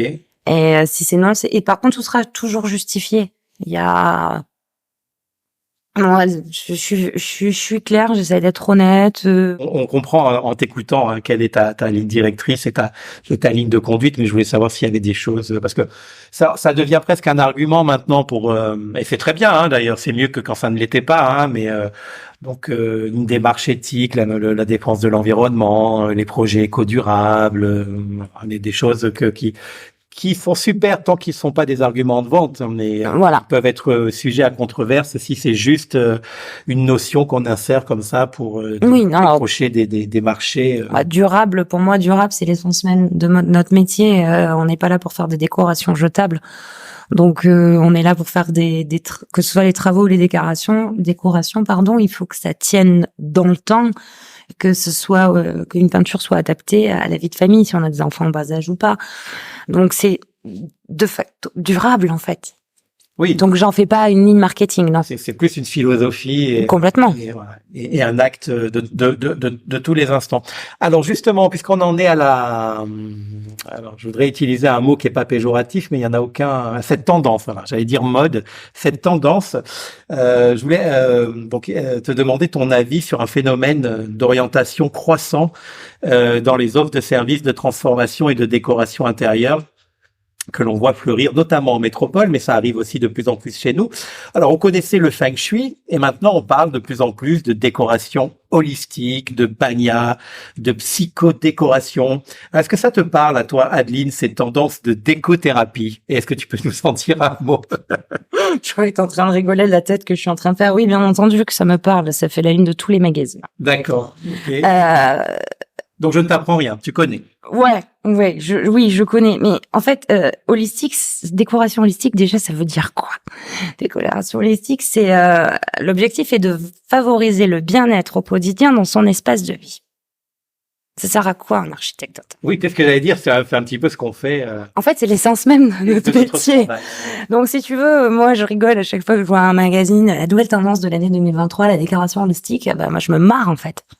Je me marre parce que c'est en fait la base. C'est pas une tendance de décoration, c'est que un intérieur, quel qu'il soit, que ce soit chez un particulier, ou chez un professionnel, doit être conçu afin de favoriser le bien-être des personnes qui vont vivre, qui vont travailler à l'intérieur ou bien à l'extérieur de cet environnement. C'est en ça qu'on parle de design, c'est-à-dire que c'est un résultat évidemment esthétique, mais qui est le fruit d'une réflexion technique, organisationnelle, et qui répond à des besoins, des attentes. Voilà. Après, quand on parle de psychodécoration ou autre, on va parler de la lumière, que l'éclairage doit être fluide, on doit maîtriser l'éclairage, on va parler des couleurs, de pas mettre certaines couleurs dans certaines pièces, on va parler de mettre des plantes, des vraies et pas des fausses pour oxygéner la pièce, on va parler de mettre des matières naturelles, une fois de plus, rien de nouveau, c'est juste la base d'une harmonie en général dans un intérieur. Et donc dans la psychodécoration aujourd'hui, il y a une consonance avec je vais pas trop regarder parce que ça m'agace. Enfin, ça m'agace pas, mais ça me captive pas. Il y a une consonance un petit peu avec les côtés mince, les dieux, etc. De remettre en relation. Faut pas oublier. En fait, les Mayas de Mésoamérique, les Indes, en Inde, les Égyptiens, ils essayaient de faire venir les dieux sur Terre. Et donc, en fait, ça date, une fois de plus, ça ne date pas d'hier. Donc, oui, et on sait combien ces peuples étaient déjà doués en architecture extérieure aussi et intérieure, évidemment. Voilà. Donc, clairement, on n'a rien inventé. Que ce soit l'holistique, même le feng shui, il y a le vatsu, enfin, autrement dit, la psychodécoration. On n'a strictement rien inventé. Moi, je pense que c'est juste, en fait, une panne de plumes des journalistes qui font les... Ah, d'accord, cette analyse-là. Moi, je dirais que c'est juste marketing. Enfin, je veux pas dire que c'est marketing. C'est non, c'est pas forcément. C'est une façon de penser ou d'aborder la thématique. Il y a des adeptes en tout cas. Non, il y a un écho chez les clients. Bien sûr. Non, c'est une façon d'aborder le contact avec la clientèle. Mais tu sais, c'est la même chose qu'avec le comment ça s'appelle, le côté éco-responsable. J'écoutais un podcast d'ailleurs l'autre jour sur ça. Il y a certaines personnes qui ne vont pas du tout être sensibles à leur environnement et ça va être notre rôle finalement au long du projet d'apporter des solutions dites éco-responsables et au final le client, on lui a pas imposé quelque chose d'éco-responsable, on l'a laissé venir à quelque chose d'éco-responsable. Donc ce sont des tendances qui sont mises en avant, je pense, surtout pour agrémenter les premières de couverture de la presse écrite ou autre.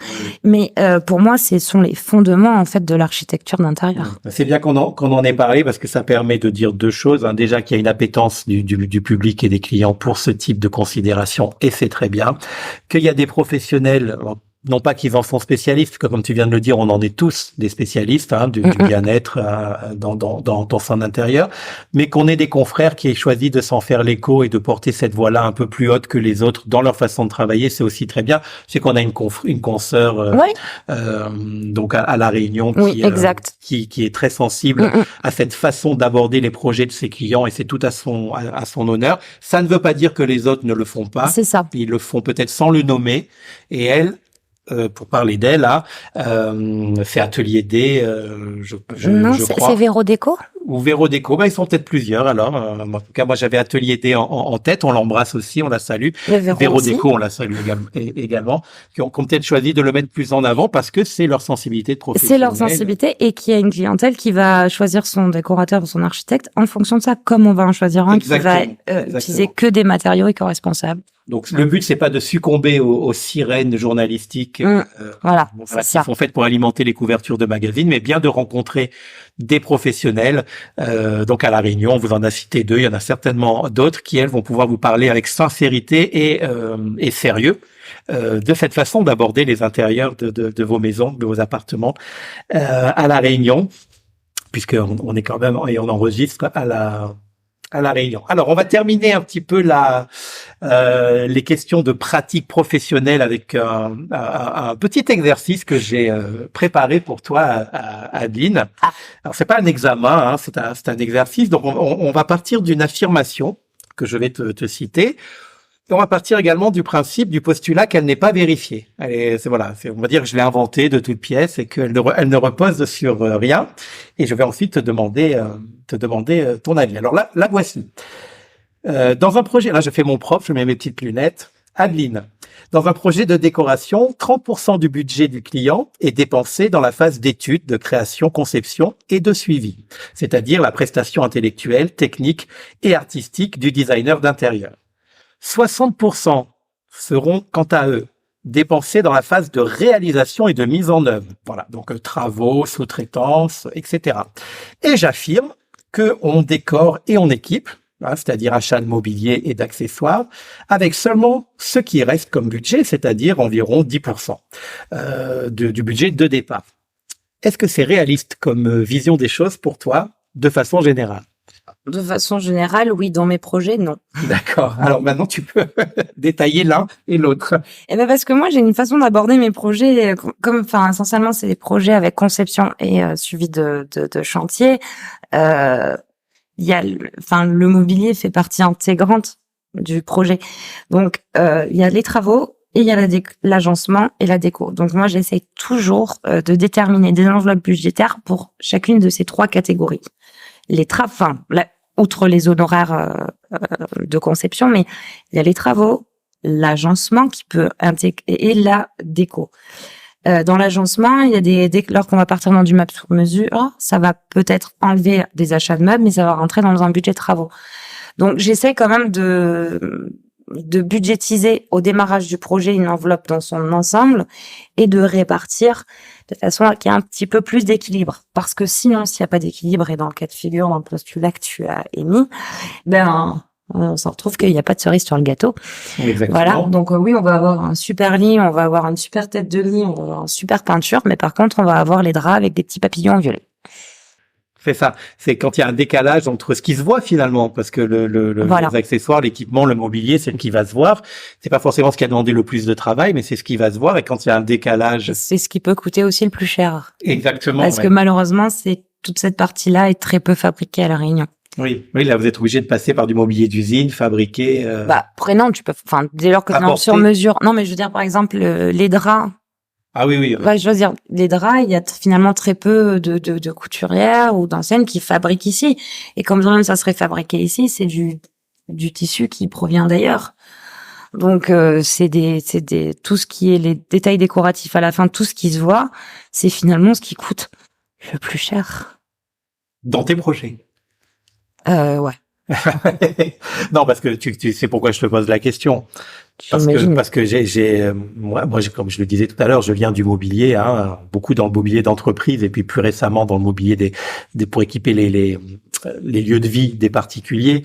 Et souvent, alors ça dépend aussi des gammes de mobilier pour lesquelles on travaille. Mais enfin, globalement, moi, je vois des professionnels comme moi, comme toi, qui viennent en magasin et qui me disent voilà, j'ai ça comme budget, et en fait tu te rends compte que c'est une enveloppe qui a été extraite d'une enveloppe plus grosse, supérieure, qui a complètement été dépensée dans des trucs sur lesquels on aurait pu faire des économies pour justement garder une part raisonnable pour l'équipement, parce que comme tu le disais, faire des super travaux, une super coque, voilà, un super écrin qu'on va remplir avec un bijou en toc, ça perd un peu de son charme. Et encore aujourd'hui, je vois beaucoup ce genre de demande arriver en me disant oh non, mais moi je veux pas du haut de gamme. C'est même pas une question de haut de gamme, c'est juste une question de mobilier de qualité. Voilà. Et parce que j'ai plus le budget pour. Et des confrères à toi, des confrères à moi, etc. Mais moi la première. Voilà. Et ça nous arrive à tous. Mais quand ça devient une généralité, je me sens moi légitime pour poser la question à une professionnelle comme toi, et je pense que je la poserai à peu près à tous les invités que j'aurai, même si je poserai de façon différente, mais c'est important pour moi. Il faut qu'il y ait, et je suis content que tu partages cet avis, il faut qu'il y ait une cohérence entre ce qu'on en dépense dans la partie créative, artistique, la partie réalisation, et dans la partie réalisation, parce que c'est intégré justement la partie équipement de troisième niveau, qui est hyper important. C'est valable dans l'autre sens. Oui, vas-y. C'est valable dans l'autre sens. Tu vas acheter, je sais pas, un super joli miroir que tu vas payer très très cher sur un mur qui est vieux, qui a pas été ratissé, qui a des défauts partout. C'est moche. Oui, voilà. Tu as raison. L'inverse est vrai aussi. À cela près qu'on le rencontre moins quand même. Ça dépend. Quand t'es comme moi, alors moi, en magasin, par exemple, j'ai rarement des confrères qui viennent me voir en disant écoutez, j'ai un mur moche, mais je voudrais un super miroir. Ouais. en général, ils viennent me voir en disant j'ai un super mur, mais du coup, j'ai plus de thunes pour m'acheter un beau miroir. C'est ça. Bon voilà, enfin, en tout cas on s'est compris, et je pense que nos auditeurs également nous ont compris. Alors on arrive à la troisième et dernière partie, Adeline, de cette émission, celle qui est censée être toujours aussi fun, mais plus légère, en tout cas. Donc c'est une partie qui est censée nous en apprendre un petit peu plus sur toi, alors sur le modèle un peu du portrait chinois. J'ai rien inventé, j'ai pas été original, mais j'ai posé des questions en tout cas sincères auxquelles j'avais vraiment envie que tu répondes. Donc ce sont des questions qui me tiennent à cœur et j'espère que tu vas y répondre avec beaucoup de sérieux. Donc c'est parti. Adeline par Adeline, on commence avec la première question. Adeline, est-ce qu'il te reste du temps pour toi en dehors de ton travail? On a déjà un petit peu répondu, mais tu peux synthétiser. En ce moment, pas trop. Mais oui, enfin, c'est l'objectif. Oui, j'arrive quand même à prendre du temps, pas autant que je voudrais, mais c'est normal. Je suis même pas une année d'entreprise, donc faut savoir ce qu'on veut aussi. Mais oui, j'arrive à prendre un peu de temps pour moi. Après, c'est vrai qu'aujourd'hui, avec les WhatsApp, les téléphones, ça arrive de tous les côtés. Ouais, le travail peut arriver même à des heures incongrues. Ah, ok. Bon, là, il faut mettre ton téléphone en mode repos et puis il sonnera pas avant le lendemain. C'est ça. Enfin, alors, en tout cas, que tu auras choisi. Alors, quand là, tu dis que tu en as pas assez, mais ça sous-entend que tu en as quand même un petit peu. Qu'est-ce que tu en fais de ce temps libre? Qu'est-ce que tu aimes faire de tes temps de repos? Alors, temps libre, temps de repos, dodo. J'adore faire la sieste. Et le temps restant disponible? Le temps restant disponible, je fais de la danse. Quand j'ai plus de temps qui me permet de partir en voyage, je voyage avec mon conjoint. On aime bien voyager. Moi, ça m'inspire. Généralement, en ce moment, quand j'ai du temps disponible, j'appelle la famille. Ouais. J'appelle pas beaucoup. Aller voir mes nièces qui sont pas très loin de la maison. Faire des activités diverses et variées, voir les amis, randonner. On reste sur un caillou, hein, donc voilà, lire, écrire, dessiner, les grands classiques. Mais tu cites la danse en premier quand même. Oui, la danse. La danse, c'est chouette. Oui. Bisous à ma prof. Tu es dans une compagnie? C'est une école de danse, ouais. Mais c'est pas une compagnie. Ok. Tu as déjà un petit peu répondu à cette question, mais en fait, elle est différente. Et j'espère que tu vas en comprendre le sens. Si tu n'avais pas été designer et architecte d'intérieur, quel métier tu aurais aimé faire? Ou c'est celui-là? Si je n'avais pas été, qu'est-ce que j'aurais aimé faire? Mais tellement de choses. En fait, je suis une grosse curieuse. Grande curieuse, je ferais plein de choses. Je serais reporter photographique, je serais aventurière, je pourrais être présidente de la République, un espion. Un espion, voilà, c'est ça que j'aurais voulu. Allez, on va retenir espion. Espionne. Alors, le métier d'architecte d'intérieur, bon, tu n'as pas pu louper l'information sociétale dont on nous a rabattu les oreilles pendant plusieurs semaines, voire plusieurs mois. Est-ce que ce métier d'architecte d'intérieur, tu te vois le faire et l'exercer jusqu'à 64 ans? Tu dois répondre. Hein. Je dois répondre. Mais écoute, ça dépend, la CIPAV. On reparle pas de la CIPAV. Voilà, alors oui, non, clairement, je me vois bien l'exercer. À ce rythme-là, comme la première année, sous ce régime-là, comme ça, je pense que je serais cuite avant, hein. Donc, mais d'ici là, tu auras peut-être 4 ou 5 architectes d'intérieur salariés dans ta boîte et voilà. Tu pourras être un peu plus détaché, danser davantage et puis. Oui, bon, après j'aime bien participer à tout ça. Je suis pas du genre à exploiter. L'un n'empêche pas l'autre. L'un n'empêche pas l'autre. Non, oui, ça serait effectivement l'idée. Ouais, moi clairement, oui. Enfin, pour moi c'est. Pour moi, c'est le métier de ma vie, quoi. Après, on verra bien. L'avenir nous le dira. Hein. Tant mieux, parce que 64 ans, c'est loin quand même pour toi. Hein. Oui, t'as vu, regarde, j'ai moins de 30 ans. Exactement. Alors, une question qui n'a rien à voir. Quel est ton plat préféré? Ça, c'est pour que les auditeurs aient une information qu'on peut considérer complètement inutile, mais pour moi, c'est important. Je rigole, quoi. Bœuf ou poulet curry rouge coco. D'accord. Alors, c'est bien noté.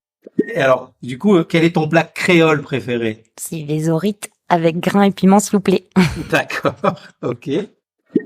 Alors, j'espère que c'est pas un de ces deux-là, mais si c'est un de ces deux-là, j'aime bien aussi, donc ça m'ira. Si tu devais, enfin, pas si tu devais, si avec plaisir, tu m'invitais à dîner chez toi, quel plat tu me cuisinerais? Ok, donc faut que je t'invite à dîner.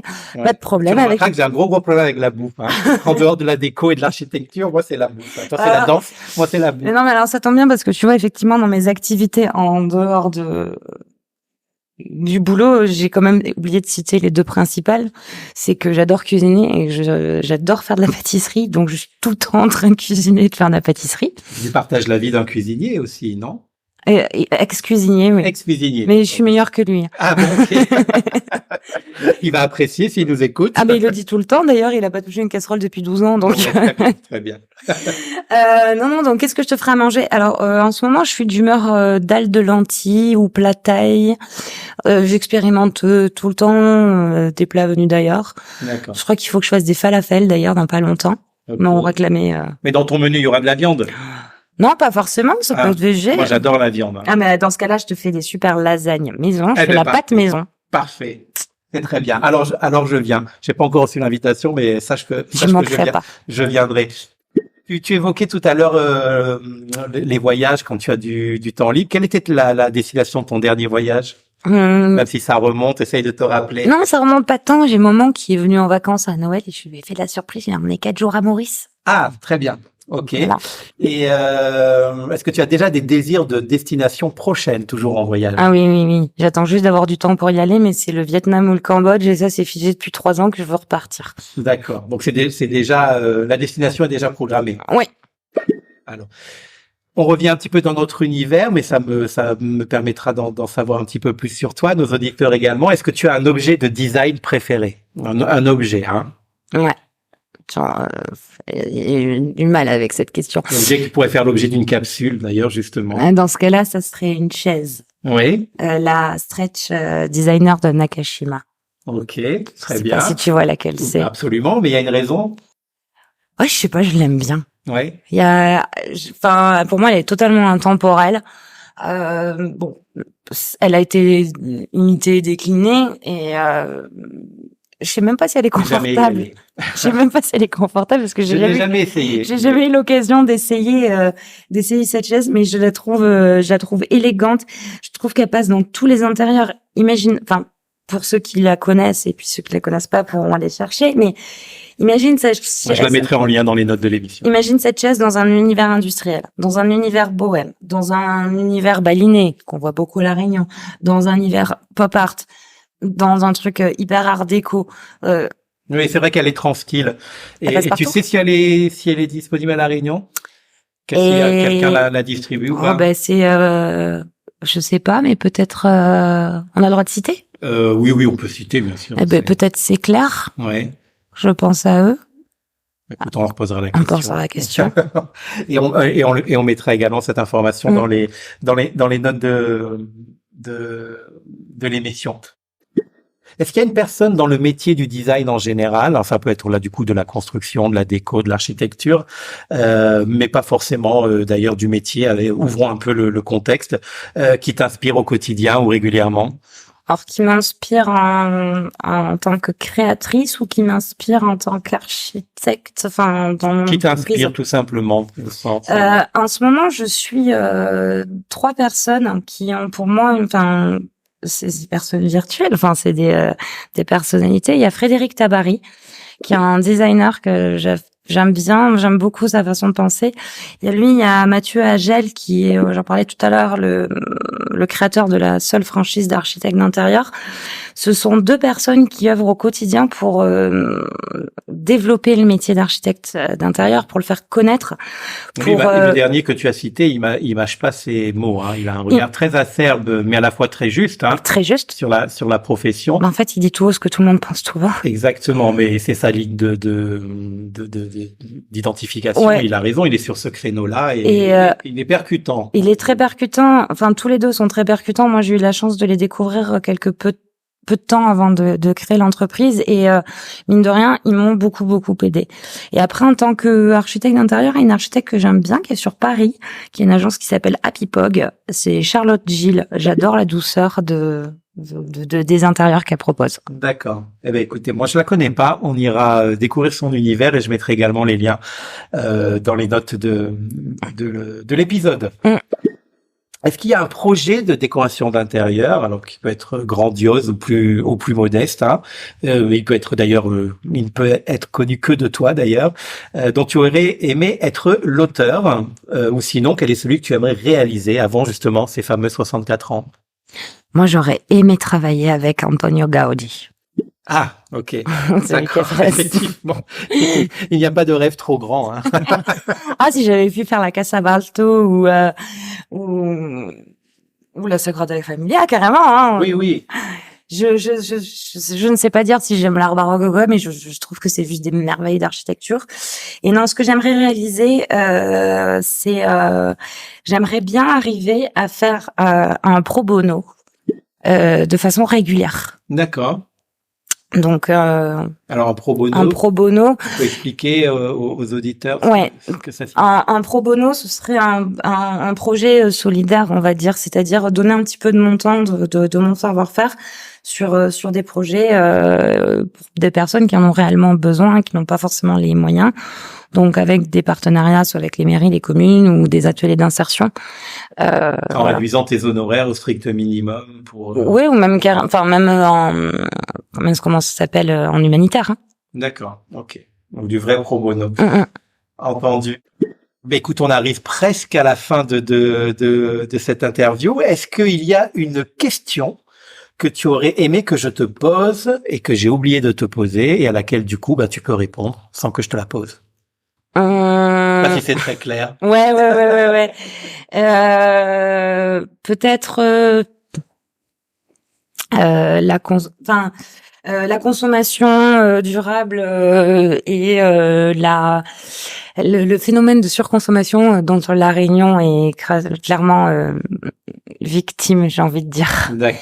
Bon, ça serait un long débat politique. Ouais. Et la part de l'équipement. La part de l'équipement, Dans cette, et puis surconsommation. les abus qu'il y a dans certains endroits, pour ne citer personne, sur les prix pratiqués. D'accord. Ok. Merci d'avoir répondu à cette question que je ne t'ai pas posée. À l'inverse, est-ce qu'il y a une question que tu aurais aimé que je ne te pose pas? Non, Non, ça va, j'ai pas été trop indiscret.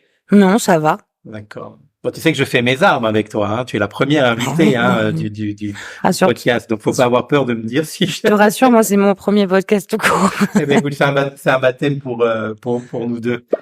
Ouais. On va rester sur l'actualité pour conclure cette interview qui était un agréable moment. Est-ce que tu as peur de l'intelligence artificielle et plus principalement, enfin en général, et plus particulièrement des incidences qu'elle peut avoir dans notre métier? Tu sais que maintenant on fait des photoréalismes, on peut demander à une intelligence artificielle de nous créer un environnement intérieur à l'image à partir de 3 phrases et alors ça débute, mais ça fait peur quand même. Moi j'en ai un peu peur. Quel est ton avis? J'en ai pas peur. Elle m'intrigue. Je reste vigilante et je l'observe, hein, les chats GPT, les mid-journées et autres. Pour l'instant, elle me fait pas peur parce que je l'ai battu 2 fois. D'accord. Je lui ai mis la photo d'un intérieur d'une cliente qui voulait un style Japandi. Donc moi, j'avais déjà tout dessiné. Puis à ce moment-là, j'ai pris la photo d'origine. Je lui ai demandé un style Japandi. Elle m'a mis une bibliothèque devant la porte.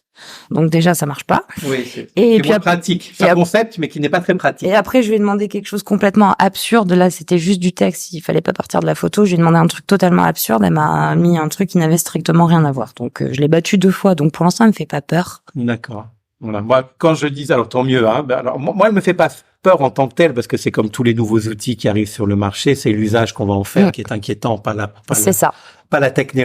technologie elle-même. Et puis, on est quand même dans des métiers artistiques où il y aura quand même cette fameuse plus-value nécessaire dont on parle depuis le début d'émission. Non, moi, c'est plus sur les fakes que ça m'inquiète un petit peu. Alors, c'est-à-dire quand on va pouvoir faire passer des créations générées par intelligence artificielle comme étant le travail d'un vrai artiste, mais qui du coup n'aura coûté quasiment rien et qui aura pris le job de quelqu'un qui aurait passé... On boucle la boucle, hein, qui aurait passé du temps. Et tu vas retrouver vendu sur des NFT, des prix. Oui, non, ça c'est flippant. Pour moi, c'est un outil qui est tellement performant qu'il devrait pas être laissé à la main de monsieur et madame tout le monde. Oui. Il peut être aussi dangereux qu'une bombe nucléaire. Ouais, il peut être très très très très dangereux effectivement. Alors, pour en revenir à notre secteur d'activité, moi j'encourage nos collègues à être très vigilants, à ne pas laisser passer d'ailleurs des dérives qu'ils pourraient voir sur les réseaux sociaux, parce que le premier vecteur, une fois de plus, ça va être les réseaux sociaux. On le voit déjà avec la désinformation. Donc sur les créations artistiques et picturales générées par ordinateur, de pas laisser passer et d'être très vigilant. J'ai dit on est 25 au moins à la Réunion, et alors je vous dis même pas en France hexagonale ou dans le monde entier, pour être suffisamment vigilant et faire en sorte que ça ne se propage pas trop de façon irréversible, parce qu'il y a un moment où on ne pourra plus rien faire. Alors Adeline, est-ce que tu es à présent d'accord pour qu'on informe les auditeurs que je suis en train de te poser la dernière question de cette interview, et que s'ils souhaitent en savoir plus sur ton travail, ils peuvent dès à présent entrer directement en contact avec toi. Voilà, parce qu'on peut trouver tes coordonnées sur Internet. Tu es également sur les réseaux sociaux, si tu n'es pas très prolixe, tu nous as dit et confirmé que tu étais présente. Pourquoi pas devenir un jour ton nouveau client ou ta nouvelle cliente? Qu'en penses-tu? Je vais pas répondre non, mais avec joie, si je peux participer à la réalisation de leur projet d'une manière ou d'une autre, avec joie. Bon, écoute, merci pour eux. Et merci beaucoup à toi, Adeline, d'avoir accepté cette invitation. C'était super. On a appris des tas de trucs utiles et intéressants sur toi, sur les métiers aussi, sur le métier, sur ton métier, celui qu'on partage, cet univers qu'on partage. Voilà une interview qui, j'espère, parlera aux collègues qui nous ont fait le plaisir de nous écouter, et une interview qui informera aussi les auditeurs un peu plus précisément de ce qu'est le monde du design d'intérieur à La Réunion et partout ailleurs, comme c'est le sous-titre de ce podcast, et qui aimerait se lancer dans un projet déco, seul ou accompagné d'un professionnel, qui est aussi le but de mon émission. Je te dis à bientôt. À bientôt, merci beaucoup. Bonne continuation à toi, et puis gros bisous et merci. Gros bisous.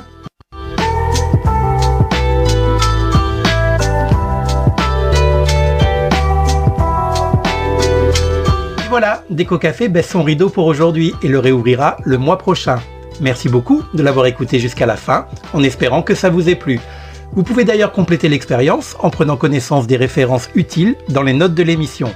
Si vous avez aimé ce podcast, pensez à vous abonner pour être informé et profiter des prochains épisodes, que vous soyez un curieux, un amateur ou un professionnel du secteur. N'hésitez pas non plus à partager cette émission en invitant vos amis à nous rejoindre sur leur plateforme d'écoute préférée ou en la postant en story Instagram. Instagram où vous pouvez également retrouver tout mon univers sur le compte @dcb Interiors Design ou encore le compte dédié @Décocafé Podcast avec un K à café, sur lequel vous trouverez l'ensemble des publications qui illustrent chaque numéro. Et si vous écoutez cette émission sur une application ou une plateforme qui le permet, comme Apple Podcast par exemple ou même Spotify, sous la liste des épisodes, je vous invite à laisser un commentaire comme un avis bienveillant, des idées de sujets que vous aimeriez que j'aborde à l'avenir, ou même des informations et des conseils complémentaires que vous souhaiteriez partager. Cela ne vous prendra que quelques secondes, mais qui auront un fort impact sur l'émission. Vous savez comment ça fonctionne? Plus j'ai d'avis et de notes 5 étoiles, plus le podcast est mis en l'air et proposé aux nouveaux auditeurs. Merci d'avance et bisous à tous les déco-addicts. Rendez-vous très vite, encore plus nombreux, et d'ici là, pensez à faire plaisir, à vous faire plaisir, et n'oubliez pas, en design comme en toute chose, la vraie beauté est intérieure. À bientôt!